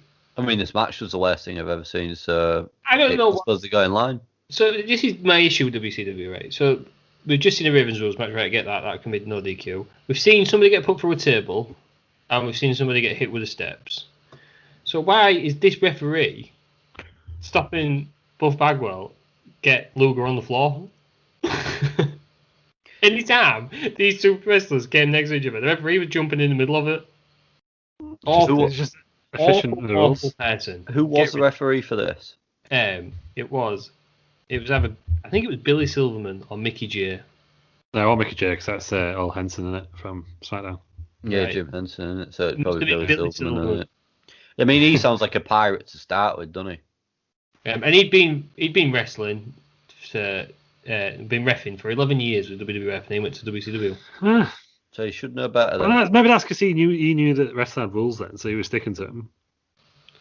Whereas all the other WCW wrestlers never clear. It was terrible. It was awful. He wouldn't let him fight. We just probably waited Henson 15 minutes. pulled all the nothing strings in his happened. match, didn't he? Can you tell me any move that actually got done apart from Torture rack several times. Luger nearly dropped Bagwell on his head with a suplex? Torture rack, because they kept calling it racking, which is a bit weird. Because Shivani was like, he's racked Bagwell now, and like, Yeah. he's racking. That's what you keep saying racking for Shivani, it's weird. Want the report to the eyes? See, that's the move we're coming up with. Put to the bloody eyes. And I think there was a big sleeper hold, which was pretty much the entire match, to be fair. So It was. I mean, so at the end, Vincent comes out as well, but he comes out after through. Don't really do anything. He's now got. He's a bit chilly, but he's still not come dressed properly. He's now just put a hoodie on. It's got NWO on. to be fair, that's quite revolutionary for its time. A hooded top was not really seen in '97, was it? I would suggest. I think you're wrong there. I think hoodies. What about all the skaters and grunge and? Skaters were a bit later than this, though, weren't they? Skaters were, I think. No, because the week before, that guy did NWO cardigan, didn't he? Still rich. It's new stuff. I'm gonna. It's all hoodies. When did hoodies come in? I mean, I think you're wrong there, Peters. I don't know. I don't tend to remember the hooded top being You that era. you don't tend to remember this, being that you was 2 years old, Peters. I wasn't 2 years old. So the hooded. I was 5. Was you It's 5? 45. I'm older than you. Yeah, well, yeah, I was. Well, what I'm saying is, You were even 2. You were no, 3. 3. You idiot. What I'm saying here is, Peters, I was 7, remember? you're dead wrong because you don't believe hoodies were around. They were made in the 1930s. No, guys. Okay, I don't remember them being fashionable at this time. The term hoodie became popular in the early 1990s. Right. So, Okay, well, I'm wrong. Yeah, you are. You're dead wrong. It's often that I am wrong, and this is another one of those occasions. I think you need to get a plate. You just come out with these wild accusations and nobody wore hoodies. Like, Virgil is not a trendsetter because he's got a hoodie on. No, it was. I'm wearing a hoodie now, and it was because I was wearing a sweatshirt earlier today, and I thought, you know what? He looks fucking good in that hoodie. I'll tell you what, though, that NWO hoodie did look on. cool. Yeah. I would buy an NWO hoodie. There you go. And if people Although, give you I'd probably get some man twitch.tv/BellNation. Although I'd probably get Yep. some man shouting at me now, wouldn't I, because of current world situations. You will, Daddy, yeah. Yeah. Sure. Maybe at Mike. So I did see a post on Facebook that someone was actually selling NWO t-shirts, like as in the wrestling NWO, and someone took it seriously as if to say that the New World Order was taking over because of real life world events. Yeah, Peter, do you want to know when the hoodie became first popular and became well spread? 1972. Yeah, 1970s. There you go. Yeah, If you knew that, Peters, why did you come up with that ridiculous accusation that nobody wore a hoodie before 1997? I want you all to be informed because you wouldn't have believed me otherwise. I didn't believe you. Exactly. And that's what I'm saying. Now you believe me, and I got it right. No, Vincent is not revolutionary. I'm not having that at all. Most. That was revolutionary. Why is it wearing a hoodie? He was the first person to be very sad at a convention and be documents on the internet. There you go. Yeah, he got popular over the internet. He uses social media like no wrestler. Lonely Virgil. And claimed he was Virgil van Dijk. Did. So, this is not really revolutionary. People, you get all them little knobheads on Twitter, and you have Virgil van Dijk as a profile picture. he's actually called Virgil. If he's one of them, because is he called like the real Virgil or something? His Twitter account. The real, something like So that. he started getting loads of followers when Van Dijk signed for Liverpool. It's like, I think there was a guy when Robin Van Persie signed for Man U, he was called @RVP, and everyone believed that was Robin Van Persie. Yeah. There was the famous one was a girl called Natalie West, who had Nat West, because she's one of the first people on Twitter, and great. Nat West went down, and she got literally thousands and thousands of hate. Oh, it's like that guy, John Lewis as well, gets every year, doesn't he, with the Christmas advert. You change your thing after a while, though, don't you? I am surprised they haven't bought it off them.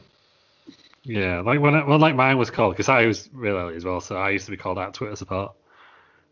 Just I guess I just chose that because it looked cool. Because I was on Twitter to support like famous celebrities and stuff. Yeah. But I used to get tons of DMs. I changed it now. Changed it now. So I'm now at Brian Alvarez. You can find me at Bell Nation and at Says Fish Pod. Oh, for God's sake. You're not getting one at the end, though. I am. Yeah, I'm not having it. He let it in for last week. He would as well. I reckon that's all it is. This is 2.5 hours last week of just him saying, you can find me on Bell Nation, Bell Nation. Just want to be commercial, really. It's just like QVC for Peter's Twitter account, not the Twitch account. It's ridiculous. And my YouTube account, which you can find me at Bell Nation. Oh, God. Yeah, find it, unsubscribe, report it for spam. Thumbs down. Thumbs down. Every video's got thumbs down. Thumbs up, comment it, share it, like it, subscribe it, punch the algorithm in the face. You love to see it. Hashtag cancel Bell Nation. Bell Nation is over party. That's what we need to do. Right then, Bagwell Luger, we didn't even finish this. I feel like it's going on as long as the actual match. Should we just move on? Should we just sack it off? Yeah, we've got to do it because people like Phil listen to the results. People that have the results today. People that have the results today. People listen to these shows for the results. There's a ref bump, of course there is, because this ref's just a bit of a dick. Bagwell gets put in the torture rack. Randy Savage gets put in the torture rack. And Scott Norton, I guess he's the saviour. He hits Luger with like a belt or a chain or something. And then Bagwell covers him for the free count. Bagwell wins. I thought it was a dog collar. Was it a dog? I don't know. It was Rick Steiner's dog collar. Was it Rick Steiner's dog collar? That's yeah. Weird.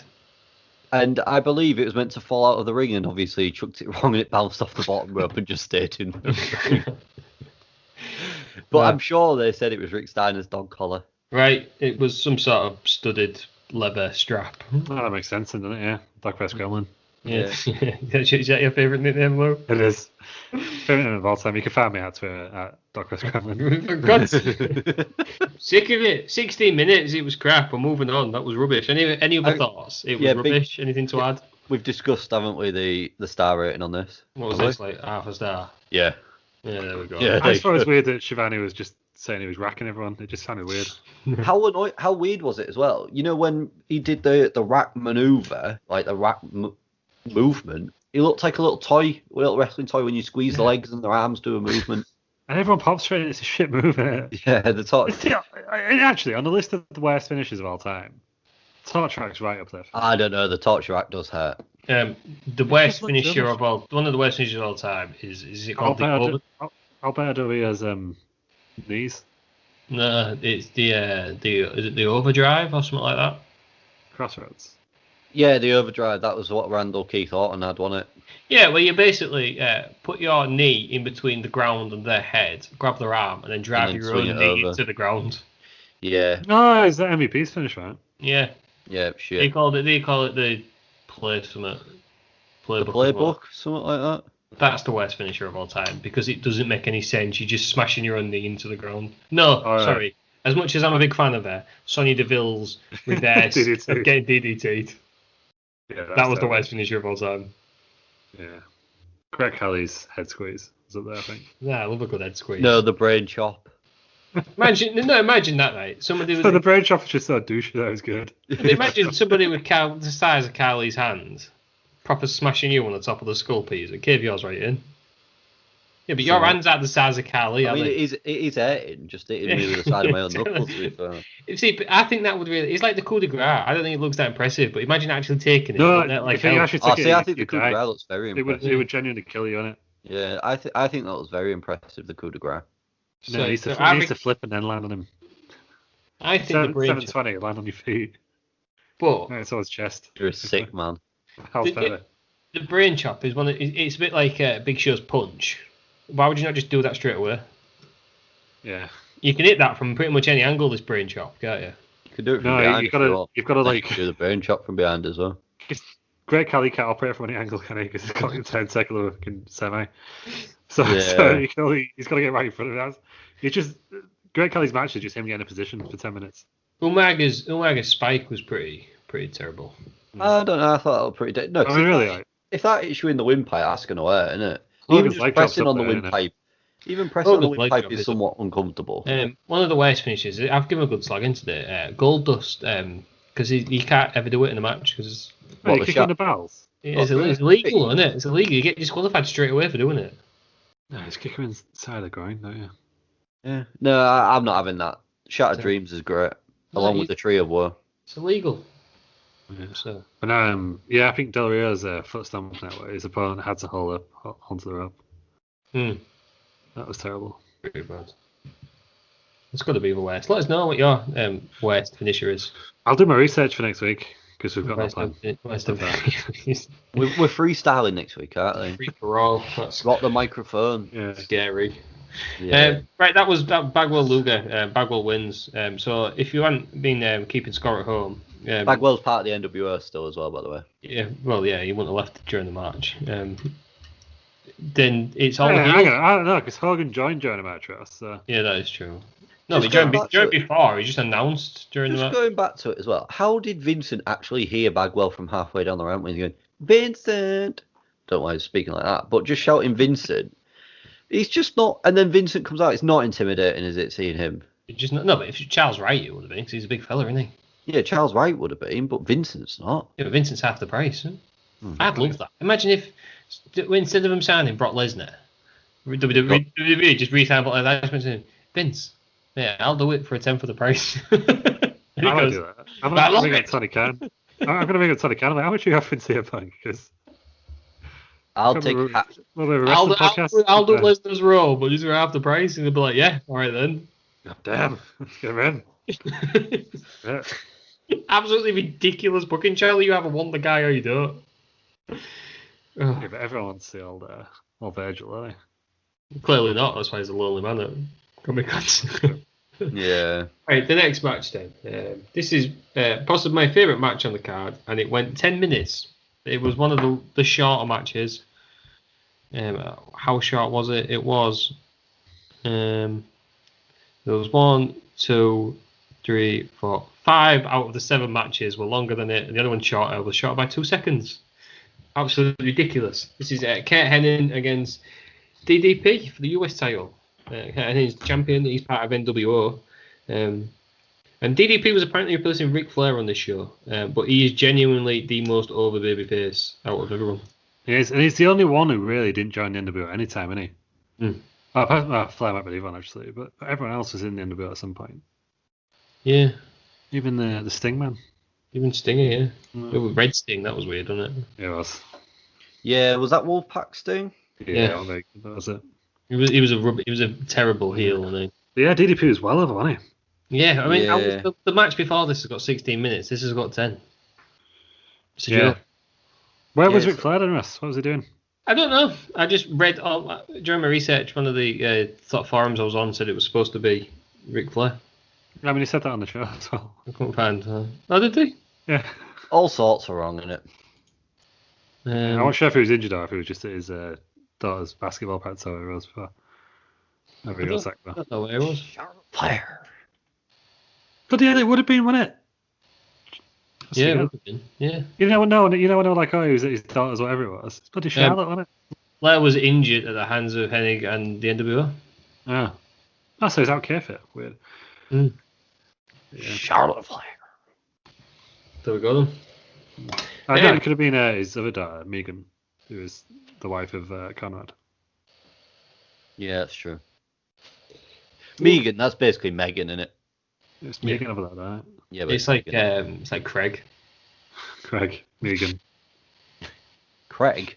Craig. Dav, That's what the old Americans call Craig. Is it? Craig, yeah. Oh my word. Have you ever seen South Park? Yeah, but now it's only just clicked on that it's actually Craig, isn't it? Yeah, they call it Craig. Oh, Jesus. Don't know what the E is like, but you know what I mean. No, that's not him. But, you know, each time we obviously value all our American listeners. Call it what you want, but we're not wrestle around. Wrestle. We are in the southern states. You can be whatever you want to be as long as you're listening. So this match it was the best match. DDP wins after a diamond cutter out of nowhere, the original RKO.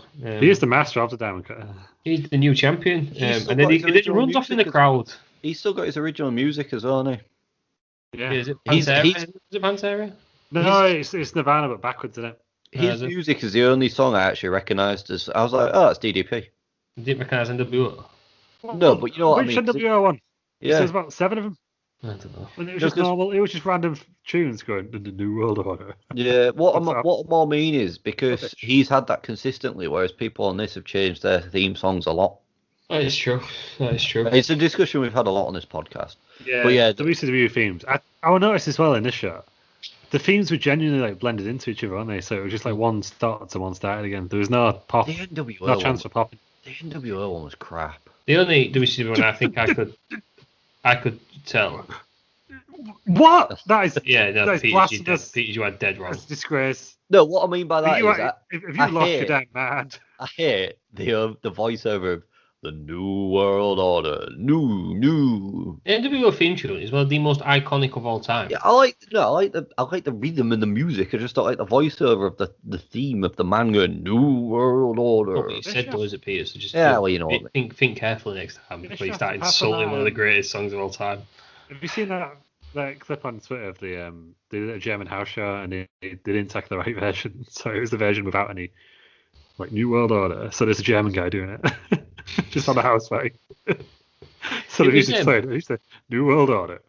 It was like generic basketball music or something, wasn't it? It's on it's a generic like track like stock music. You can get it on Spotify if you're just searching for I think Rock House it's called. They got it from their whatever the Turner library, and Yeah. I'm sure it was basketball. So And they the used to use NWO it logo for was pilots. created by Disney. Yeah, That was an interesting fact. good logo, though, isn't it? Yeah. Yeah, it's a cool logo.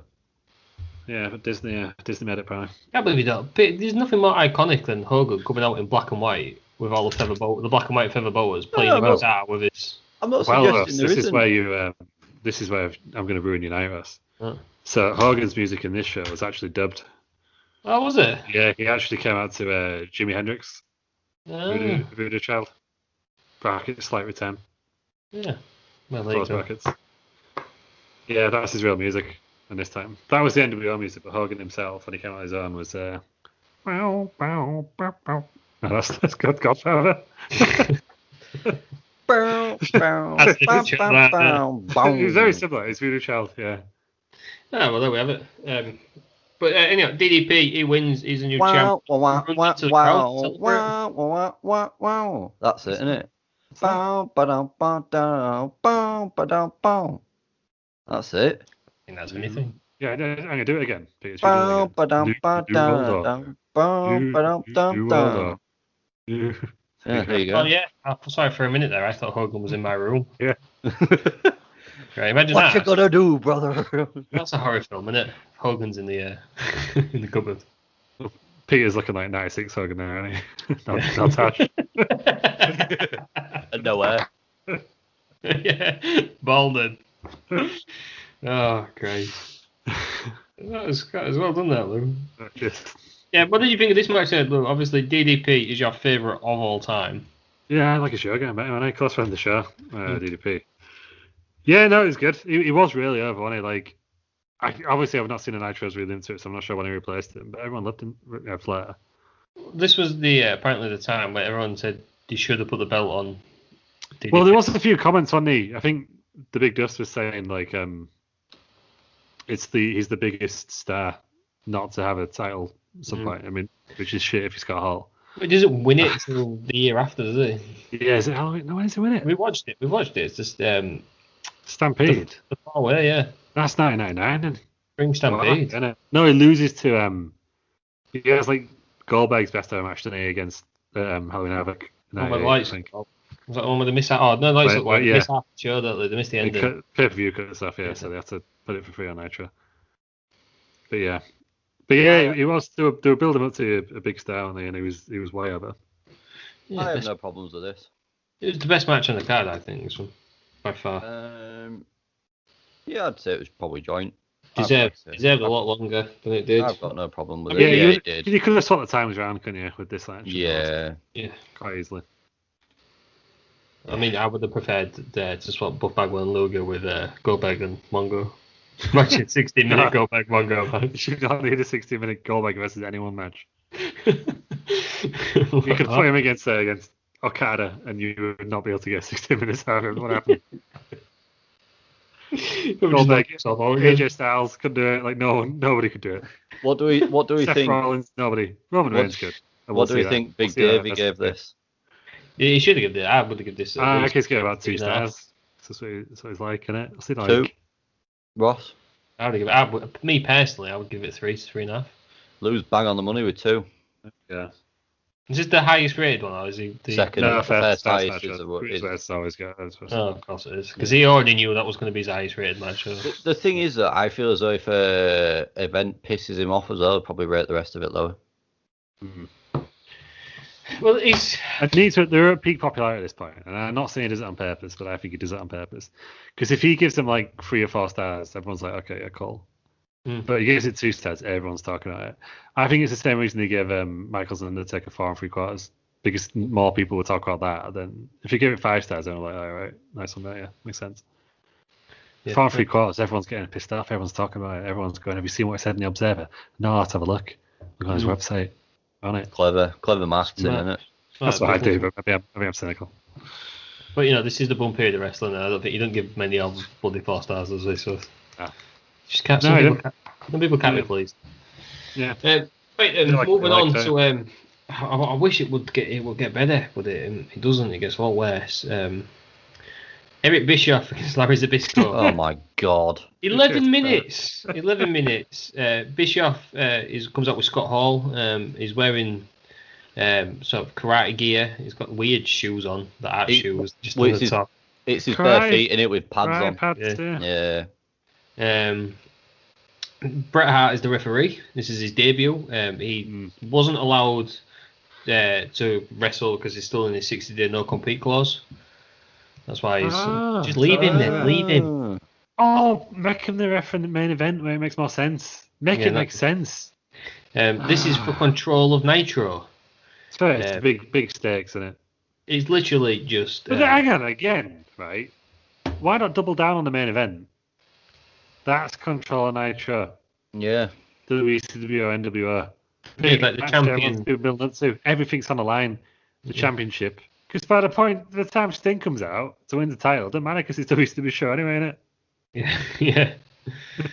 Yeah, that's true. Yeah. Everything should have been on the line. So this should have been the main event.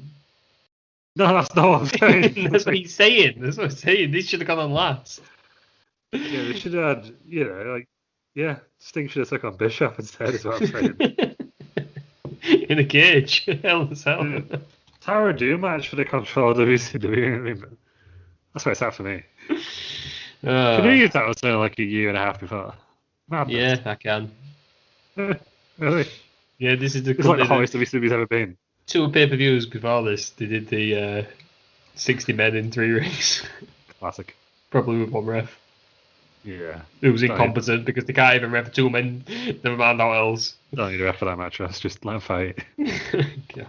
People fight. I mean, this is just basically Bischoff kicking Zbyszko, and then Zbyszko trying holds that Bret Hart breaks up. He's not even wearing his ref gear. No, another He's not even wearing his own gear. Why aren't he wearing his own gear? Why aren't he wearing his sunglasses? Why doesn't he look like Bret Hart? Exactly. Is he not allowed to look like Bret Hart? Look, because he did later on. He wore his pink later on. Yeah, but he's not compete, so he's not compete part. You can't wear a leather jacket and some suit shirts. He just looks like a normal dude. He just looks like a normal bloke. The crowd went mild when he came out. I would have thought no compete.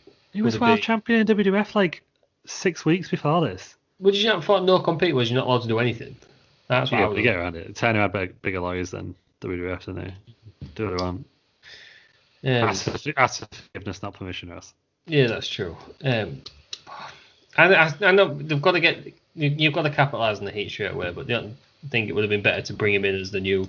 I don't think they did capitalise on the heat. No, but I'm not saying they did it very well. I'm saying I understand why they brought him in straight away. Yeah. Because he's the most talked about thing in wrestling at that point, wasn't he? But would it have been better to wait till January when he could compete and he could? No, I think just bring him back. You can bring him in a non-wrestling role. It could have, it could have been a surprise. It could have attacked someone surprise. But even if you want to put him on a show, main event. I'm telling you all the way, referee in the main event. Or he could have even done a run-in. He pins him and like Hogan goes after Bret Hart next as your feud. He could have done a run-in to stop. Scott Sting. There you go. Scott Norton could have done a run-in, and then Bret Hart could have, and then the feud we all wanted. Mongo McMichael could have done a run-in. No, he would have fucked it up.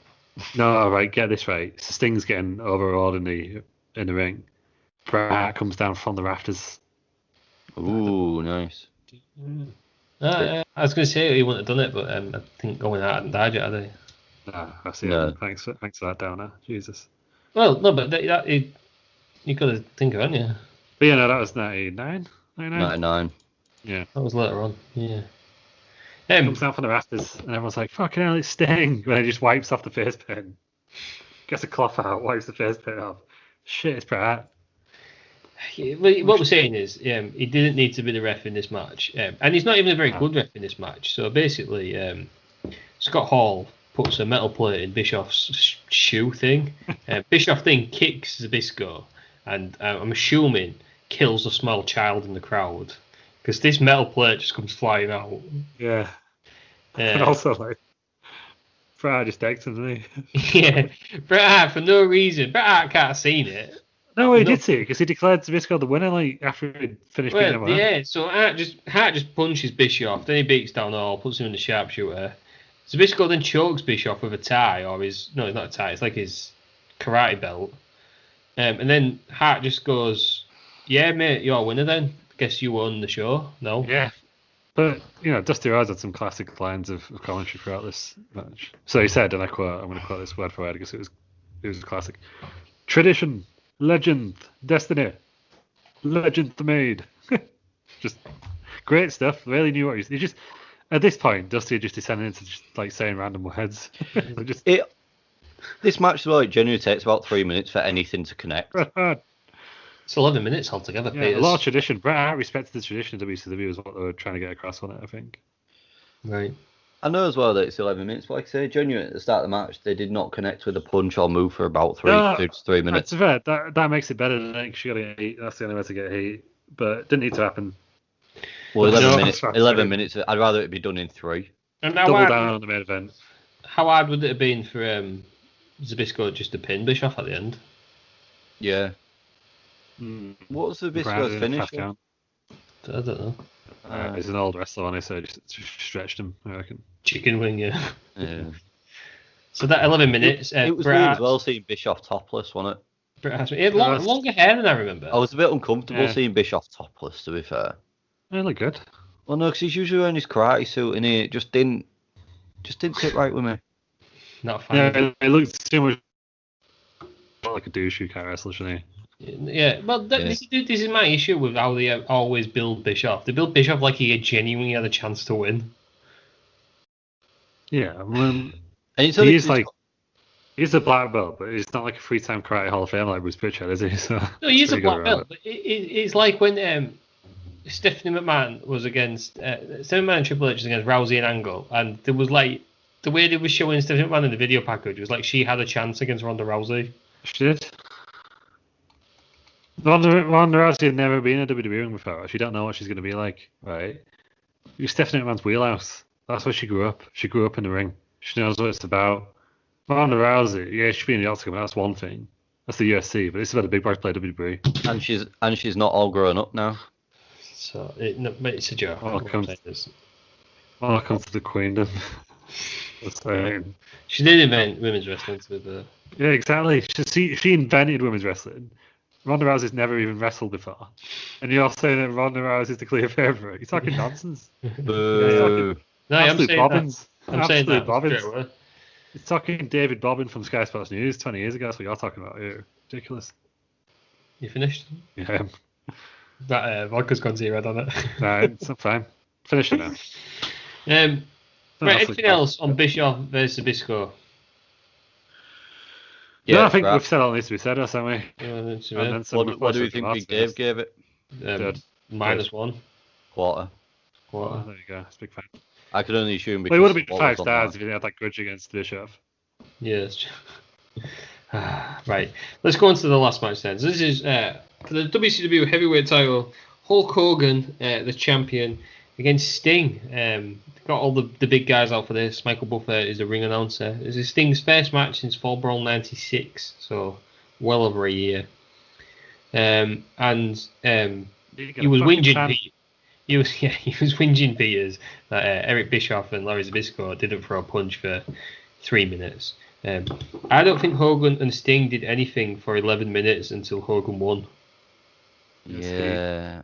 The thing is, this match could have been so much better.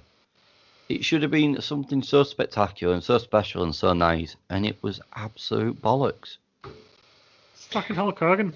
Just all his matches like this. Yeah, that is true. My issue is, so Hogan hits the leg drop, wins. We haven't even discussed like the greatest wrestling entrance of all time yet. What? Sting's. Sting? Is it the greatest wrestling entrance? Yeah, it's the greatest wrestling entrance of all time. I'm calling it right now. Name a better one. Can't. Right. It's a travesty that they never gave Sting that music in WWE. That's all we wanted. We wanted that music against Undertaker. That's what we wanted, Vince. What, you didn't want to see NWO vs DX? I kind of did. It was kind of cool. But at the time, like, that's what we wanted. I mean, I've had a few sleeps since I watched this. So what was his music again? Well, this one. Yeah. Oh yeah, actually, to be fair, this was cool because it was very cinematic, wasn't it? The way and it was the whole Sting up.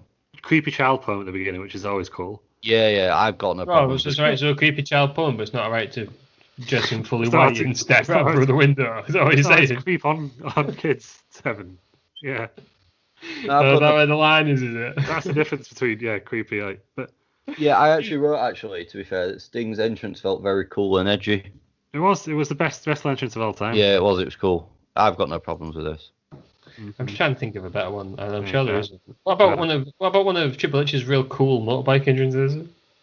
Yeah, Wait. but like, right. So if this one, at the end of it, if Cool Michael was was like, that? yeah, if at the end of this one, you got to the ring and Shivani went, "How cool was that?" Then I'd be like, "Oh, how cool was that?" Actually, that'd be quite cool if Dusty was there. But How cool was that, baby? no, it'd be Matthew and Mike Tenay one off these three. How cool Yeah. was that guy? And I saw Sting wrestle in Japan, and I know what it's like. Mike today is a Michael Cole, and he's the modern day Michael Cole of Mike today. Michael Cole is just a massive gig, isn't he? So. Yeah, What are you saying is better, this one or Paul Burchill's Pirate Swing? well, that was alright, wasn't it? Yeah, that was pretty special actually. No, this is the best singular entrance. I think all the best ones in WCW. Disagree. Roddy Piper at Halloween Havoc. That was William nice, Regal wasn't it? against Daniel Bryan, where they start playing. He's a man's man. I knew you're gonna pick some sort of gimmick. Genuinely, though, I think one of my favourite entrances of all time was the Bobby Roode one, where he had like the full choir. Was it on the podium? Because that was pretty cool. Yeah. One of the takeovers, but he'd already been like established as the Glorious, and everyone was singing it. And Nakamura's actually with a single violinist. Yeah, just with Not the one where it spotlight had like on 20 of them, 'cause that was too many, but where it was just a single violinist. Single one, yeah. I That feel was it. pretty cool. That was cool. We'll discuss this more next week. What about Christmas special? what about New Day jumping out of a Bootio's box? Sale box. That was up there, wasn't So there's been a lot. What I'm saying is, it? Rusev on a tank. Pretty up there. stuff on the tank. That's a good. John Cena and the Mafia. Yeah, that's alright.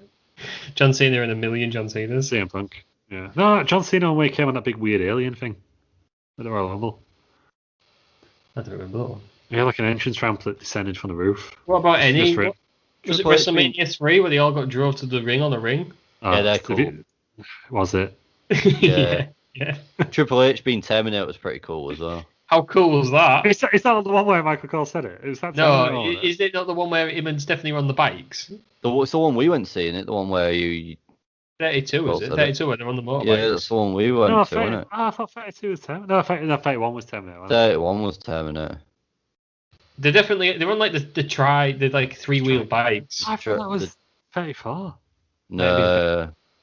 No, because 32 when we were there, Stephanie came out on that fucking Yeah, she cage did. thing. Yeah, she did. Yeah, She's she was on the definitely big chair, promo, wasn't she? You didn't Yeah. mess up the shit. Yeah, it was 34 then. And Michael 34. Cooper. How cool was that? How was it 33? Who was against 33? I Seth don't- Rollins on it. I don't know if I've watched 34 back. Well, do you know what? I'm going to have to Google Michael Cole, how cool was that, and we'll find out, won't we? It's got to be Side one. note, Pachi's in the Thunderdome tonight, just seen it. Oh, good luck. So what I'm saying is, Lou, any entrance that Michael Cole thinks is cooler, is cooler. So, you know what I mean? In actuality, Sting's entrance here is the greatest wrestling entrance. Yeah, this is cool. This Sandman, is cool. Sandman at 05. Yes. It's like Yeah, we, so that's we didn't really that's it. It's possibly second. Sample at 05, is it?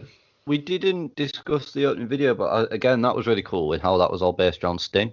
I thought that was really good for WCW. But Yeah. it's for wrestling. It was WrestleMania 35. It was against Batista. The thing is that it fed into this, The last though, one. didn't it? We watched it in a pub. Watched it in a pub in Hull. With Primate. Primate Went to the show Primate. and that other AJ Styles. AJ Styles and Alicia, not Alicia, Alexa Bliss. AJ Styles had a belt. What a freak. not the AJ Styles. Champion, that's right. Yeah. That guy's a right loser. Right, Peters. But we all got Lindsay Mania, didn't we? So It's true. Yeah, I could have done without him. Getting absolutely rinsed by. He was doing a normal promo. He got absolutely rinsed by that big lad. called him Frodo Baggins or whatever. Bounce shot for them. I'm going to call him. Which I'm sure we'll discuss more next week. We're not getting rid of all our stories first. But anyhow, Hulk Hogan vs Sting. So we've done the match because not happened in the match. So Hogan wins after a leg drop, and there's a 3 count. Old Hart says, "Do you know what, lads? That's not happening." But does he? Because his mic had turned off for half his life. So it just looks like someone stole the mic, like, it'll happen again. And then, like, just get back in the ring. If you're in the crowd, you know what the fuck's going on at this point. I didn't watch it at home. Oh, Nick Patrick's ruined everything. Literally ruined Nick everything. Patrick. Oh. You see, it was that, how many episodes ago was it? Was it Spring Stampede 99 where I just ranted for days about the stupid referee counts in WCW where they daren't touch the mat? It's like, and that's what he did. Ridiculous. Ruined everything. Literally torn down the entire wrestling company because he couldn't count properly. Allegedly, Hogan asked him to do it. Yeah, I can believe that. Hogan. If you were Hulk Hogan, why would you do it? Yeah, it's going to damage the company. Do you know? Because he's part of the old school, and he's the territory guy where it doesn't matter as long as I'm all right. Yeah, I imagine Hogan is very much it's all about me, Jack. I'm all right, Jack, type thing. We'll find out live on Raw in 2 weeks' time when he's back for Legends Night. I've got no problems with Legends. I saw somebody on that saying they're only doing it for ratings, and I nearly replied back. I nearly actually broke my Twitter thing saying, "Well, yeah, it's a TV show. Everything they do is for ratings." I had that same conversation with someone. Yeah, I saw you trolling someone as well. I was trolling someone. It's legit. It's a legit. No, it was legit. It was legit. Of course, it's like when they moved Finn Balor to NXT. So they're only doing that so they beat AEW and get more ratings. Well, yeah. That's why they've done it. That's the point. That's the whole point. Yeah. It's like why did Phil Mitchell get shot? Ratings. Do you know what I mean? Why did Warren Fox come back in Hollyoaks? Ratings. Why did it? Warwick Davis. Warren Davis. That would have been great if Warwick Davis put Warren in Hollyoaks. Look, you're feeling very confused there, Lou. Warren is a gangster. The person who played Warren Fox's sister was actually Tara in between us. Someone, Cara Taunton? Was it Cara Taunton? Yeah, that sounds about right. Who actually goes out with Thingy in real life? One of them, the two sisters, one of them was in EastEnders, one was in Hollyoaks. I thought they were the same person. Yeah. There you go. Anyway, that's enough about soaps. We're apparently doing Hulk Hogan with Sting. Yeah, so Bret Hart restarts the match. Then Scott Norton and Buff Bagwell come out. They're trying to interfere. Because it's not an NWA match. I say the match start. Scott Norton at this point looked like a white Rikishi. Yeah, just rubbish, isn't he, Scott Norton? He won his match, so fair play. I say the match restarts. Sting does loads of splashes. That's it. And then he puts Hogan into the Scorpion Deathlock. Hogan doesn't even tap out, and then Hart just says, "Yeah, we'll have it any older, mate." I'm not going to let. He says, "I'm not going to let anybody get screwed." Then screws Hogan because Hogan won legit. And then all the wrestlers come in the ring. Everyone's celebrating, but basically Hogan just got screwed. I've got another issue with this though. Right? Sting. I think if you were Sting and you noticed the referee was counting normally, kick out at 2. Yeah. You know what I mean? Because even if you get the match, it looks like you've been properly screwed then, doesn't it? Yeah. Notice. Yeah. I mean, he didn't have a fucking tan, did he? So. No one's covered themselves in glory in this match, have they? This was their big crowning moment, and it's gone down like a little. Yeah, and it probably was politics, wasn't it? And that's the worst part, isn't it? That is genuinely the worst part. That it could have been. I know that Bischoff still defends it now, doesn't he? Saying that Sting wasn't in shape and he didn't have a tan. But you built up to that point. Doesn't matter. Don't do it then. Yeah. I'll just have Sting lose. That'd be the worst thing ever. No, don't have Sting compete. Do something else. If you're that worried about Sting's physique and you don't think he can do it, save it for the one after. Yeah, just put DDP in there. Because Sting had been around all year. No, it had to be Starrcade though. It's WrestleMania, isn't it? You couldn't hold off a WrestleMania match to put it on Backlash. No, but Sting had been around all year, so it's not like they knew. Do you know what I mean? Yeah, they must have seen him. Yeah, it's not like Sting's back after a year and a half off. Yeah, next he was there, wasn't he? He was in the crowd. Exactly. So they see him, so they know what's happening. Today he was wearing a trench coat on him, so he might just pound the pounds and no one ever knows. It's just one. Maybe that's it. Maybe you want a crowd give a call. Maybe you just put a trench coat on to just add a few extra pounds. It's just a daft thing, and I'm 100% believing it's politics. It's just daft, and apparently Hogan and Bischoff changed the match, didn't they? In the last minute for it to be that kind of match, but Bret Hart could have come down and broke the pin up, or he could have. I would have done Sting getting screwed by the NWO, Bret Hart comes down and then breaks that up and says he's not winning that way, then Sting can win. Yeah. Somewhat obvious though, where you won't rely on her. I guess the whole story was Nick Patrick was a corrupt ref. Made sense. Yeah, but he wasn't. You just did the account right. It was a mess. It's like saying somebody, I don't know, someone's corrupt, but the one you're actually going to jail for is one where you actually acted legit because you can't prove any of the others. Yeah, it was. Yeah, you could have done anything else. Yeah, as long it wouldn't shit if ended in no contest though, I guess. Yeah, I just everyone should have been better. Yeah, because if that was the other way around, Hogan would have kicked out on 3 like he always does. Oh yeah, 100%. Yeah, if I was Sting, I'd have kicked out at 3 for sure. Oh, Yeah. 2 really, 2.5. But yeah, maybe you can tell, but I don't know how else you would in that situation. Unless he just thought it was a fast count. Was it slightly faster than normal? No. No, it's just rubbish. Regular count. But if he didn't have to do the weird thing with his hand, if he just went, that's all he has to do. I have to pull it back every time. What's going on? Sting should have known. Surely Sting could hear that. Yeah, that's what I mean, yeah. Mm. A lot of look at the ref like everyone does now. It makes it really obvious that they're going to kick out. Just good on that. So what you're saying is that, look, the death of WCW wasn't Russo, wasn't Bischoff, wasn't Hogan. Nick Patrick. Nick Patrick carried his job on into WCW. If this is Randy Anderson, what would have happened with it? Is what I'm saying. Randy Anderson would have. It wouldn't have happened if it was that other guy either, because he would have just made him stand back up again. Yeah. Oh, if it's just Bret Hart, that's what it should have done. Bret Hart. Sting wins. Then obviously Bret Hart's gone off to his feud with Hogan. Yeah, because it Bret Hart. Sting's got Scarlet Super Bowl, but I don't know what happened after this because he had to take the title off Sting the next night, didn't he? Because he won in controversial fashion, and it went downhill from there. So if Bret Hart's the referee, NWO could have got involved, and he could have been like, "No, I'm not having it." The NWO get involved. We still could have done the same. I'm not having it. Finish. I'm not letting you get screwed. Yeah. Oh, Bret Hart just turns heel on his first night, joins the NWO, screws Sting, kicks in the bells. Yeah. I don't know. Peters, have you got anything to add on the main event?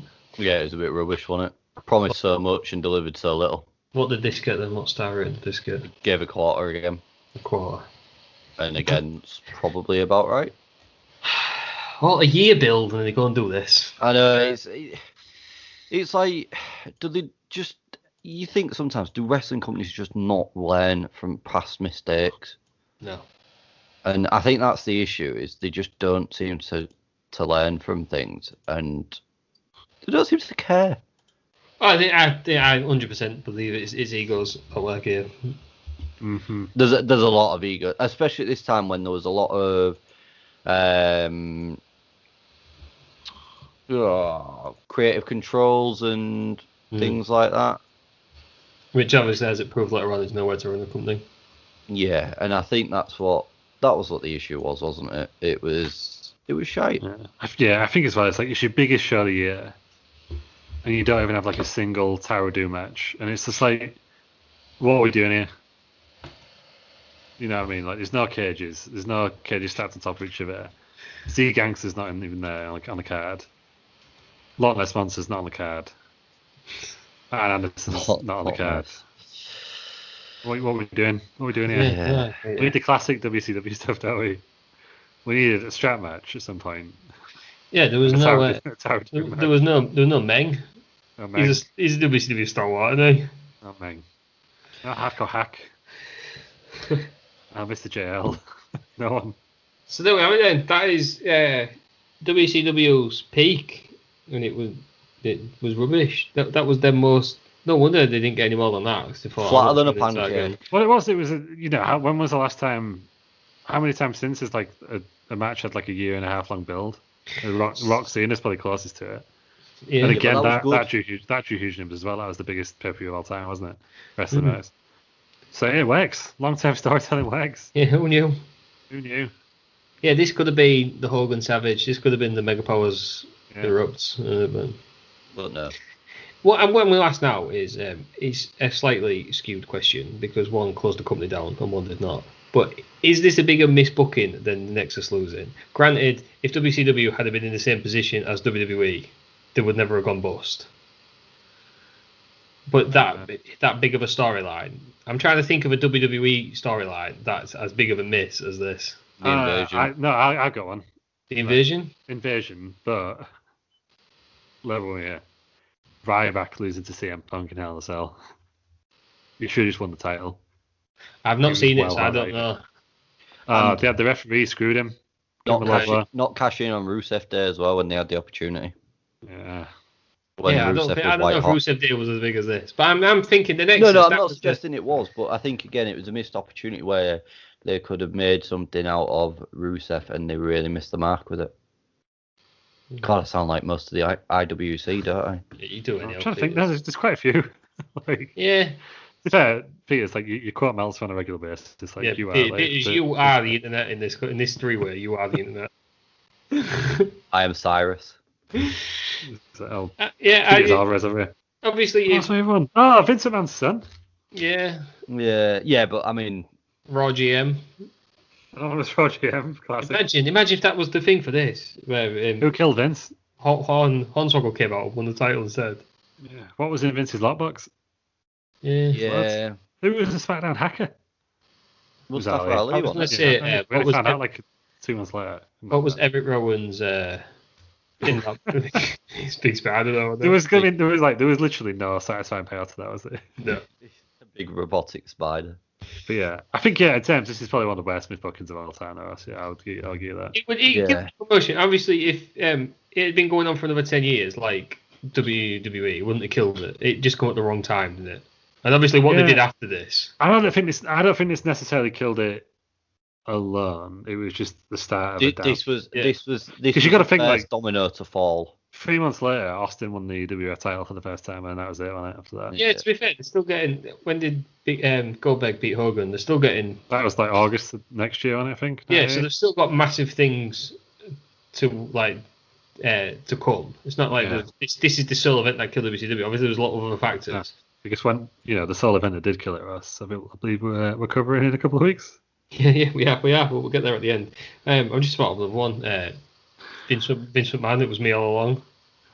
That the was higher great. power. The higher power. That was a great meme. Waiting for the meme. It was me all along, Austin. Making memes before memes. Well, apparently it was going to be Jay Roberts, wasn't it? And then he was. You know who it was not going to be? Christopher Daniels. It was not going to be him. No, Vince Russo wanted it to, didn't he? It was just not going to be, is it? Christopher Daniels is not going to come in. No, but you would have been able to announce him as Christy Daniels because no one knew who he was. But if he was just a guy, I guess it would have been rubbish. It would have been even worse than Vince. No, just a random guy that no one knows who it is. Yeah, because he's a bald man. If you had him sat in like a chair, we should have staring at various monitors, and he just spins around in his chair and he's stroking a cat. Could work. Dr. Evil. Yeah, Dr. Evil. Yeah. $1 million billion trillion. Yeah, imagine that, but Christopher Daniels. Yeah, rubbish. Stroking Eric Rowan's big spider. Make of that what you will. Best style ever was that fake Eric Rowan that led nowhere that attacked Roman Reigns. Fake Kane. That was dead in the water from the start. No one was asking for that. I liked it. I liked it. I was well into it. It was terrible. It was awful. And he just threw him out the side. He went, exactly, and then there was no payoff to it. And I take him out what's mine, and then left it. Everyone's favourite henchman. Yeah, there wasn't. Kane went, I'm sick of you, and chucked him out. Who was it? Everyone's favourite henchman. Was it Undertaker? No one else. It was everyone's favourite henchman, wasn't it? Yeah, I think better. He just went, well, took it off and he just went, mask is for nerds. Anyway, that's his big debut. Be great. Yeah. Oh, dear. Yeah, okay, so there's been a lot of storylines in WWF that really haven't gone anywhere, is what we're saying. Gobbledygooker. Yeah.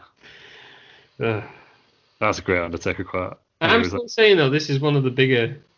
This is a big one because WCW were just on top as well, weren't they? I think that's it. The bigger they are, the harder they fall into it, type thing. Because arguably, WCW here had the two hottest stars in wrestling. Exactly, and they put on this. Sting and Bret Hart. I'm not saying, because I don't ever believe Bret Hart is anywhere even near the top of the internet. Sorry, Piers. I don't think he's anywhere near the top big stars. But at this point, he was. But it was. I guess I don't think I'll be careful how I word it. But if so he's AW champion now, Kenny Omega. Mm. If he went to WWE, would it be that big? Like it'd be big for hardcore wrestling fans. Yeah, it wouldn't be that. But big. if you were someone who only watched WWE, would you care that Kenny Omega was on there? No, I mean, Bret Hart. So I remember the same with Bret Hart.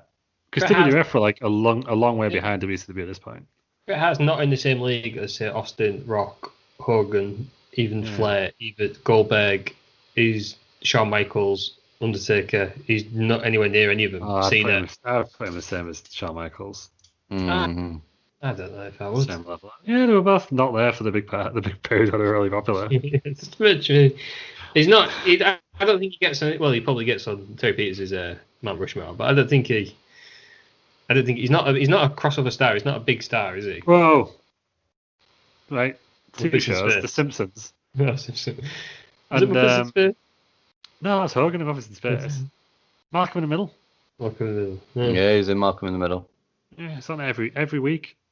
Malcolm in the Middle. Yep. The Ben Lar and everybody. Sharpshooter. But yeah, but so it was only because of the controversy. But they did waste them both. Yeah, they did. It was shapoopy. Yeah, there you go. Tim Peters summed it up there. Okay. That was it. Right then, next week, what's happening next week? We're doing a Christmas special. What's happening next week? A post-Christmas special. Holiday season special. New Year special. Yeah, it's a special. We're doing end of year special. Yeah, we'll do that. Where we are essentially talking about us going to wrestling. Yeah, it's going to be and everything else in between. So God knows what carnival and you don't hear our events because apparently we've been to a hell of a lot. So yeah.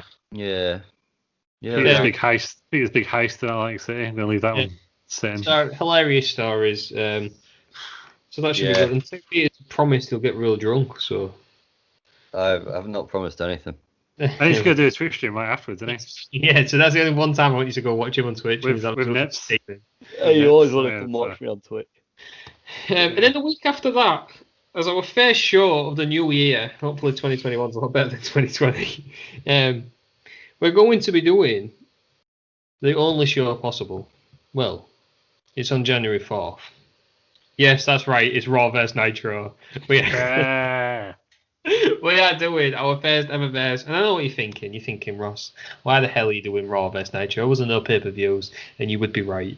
There was no pay-per-views. But these are important Raw vs Nitros. We're doing Mick Foley winning the WWF title for the first time. It's just a universal title then. I nearly said the US title. I don't know why. The pop head around the world against probably an as infamous moment as Starrcade 97, the finger poke of doom. Let's discuss which one killed WCW. And this is the second domino that starts to fall. Oh no. So that's going to be in 2 weeks. Guys, are we excited for all that? Have any of you even seen the Raw and the Nitro from January 4th? I've generally watched them both. I've not seen either. I've seen both the incidents, obviously, but I've not seen either. Yeah, I've watched them both on, I think it was, Conrad's podcast. On a watch-along. Watch-along, yeah. Yeah, there we go. So Lewis the expert, he knows everything that's going on. And then the Christmas special next week. Are we excited, guys, for the Christmas special? Sure. It's going to be 5 hours long. Oh, God knows how long it'll be. If it's just me and you, it'll be it'll be about an hour before we even talk about anything. An hour of interesting talk again. I'm clearly the glue that holds this podcast together, as we discovered last week. Outrageous. Cool. Luke, where can we find you on social media? At Brian Alvarez. Right. You can find me as at the Ross M. You can find us all at at Res Around us, WRES Around. You can find me at twitch.tv pod at and at pod on Twitter. This is what recording maybe just over 2 hours. Do you know what? Genuinely as well. What ratings do we all give this show? I give it 3. Oh, we haven't done it because I was that upset. I'm giving it a 1 because I thought it was terrible. Well, no. Yeah, it's good. 6.5. Right, okay, there we go. Give it a 5. It was a monumental show, but it wasn't great, was it? Yeah, it was awful. It was no Halloween Havoc 95. I think that's the genuinely one of the lowest ones we've all rated it. I think this is one of the ones that I enjoyed TNA more than this. Oh, wow. Yeah, I think I probably did as well, to be fair. Right, so you can find us all at Wrestle Around on Twitter and Instagram. We have Wrestling Around on Facebook, YouTube, Twitch soon, coming soon. Twitch, we're going to be a Twitch affiliate, and we will beat Terry Peters. Lou's made it is. That's Lou's New Year's resolution for 2021. 2021, yeah. Become bigger than Terry Peters and make that happen. Pick a side and tell us why it's good. This is like a Captain America Civil War all over again. The Avengers explode. You can send us a question, or if you've got any seltzer, or we want to thank Shirok again for for the extra fruit sample. Send Lou alcohol if you've got any spare alcohol. I think I ruined it with having 7 Up because there was too many flavors going on. There was the cherry in there, there was the lemon, there was the lime. It's just a nice fruity drink. But you didn't like it when it was on its own. But when it was straight, it was just strong. Didn't expect it. Yeah. So what are you saying? Water? Would you have watered it down? I could have got some of the regular seltzer I've got here as well, can I? Yeah. That maybe we should have done. If you've got any of them, then send us a message on at wrestlingaround@outlook.com. You can find us anywhere, Wrestling Around. Give us all the reviews and that. You lot probably got mental for this because you just love us watching WCW. I think people enjoy. You're all sadists. Wrestling Around heads are sadists. Just love us being in pain watching WCW. Well, I really enjoy it. Well, because you're a sadist as well. But that's what it is. Maybe they're just trying to make you happy, Lou. That's it. Big fans. The Lou World Order out there. The Lou World Order. The Wrestling Around it. The Bell Nation. Oh, what was it? The Peters Posse. Peters Posse. Peters Posse. Peters Boys. Peters Boys. Peters Boys. Right. That's it for us, guys. Thanks for joining us, Lou. Thank you. Pete, I think your name's been said enough in this show, Pete. Thank you. Thank you for turning up for the full show this time, Peters. You're welcome. Merry Christmas, everybody. Listening, enjoy your Christmas and join us next week for the Wrestling Around holiday special. Merry Christmas.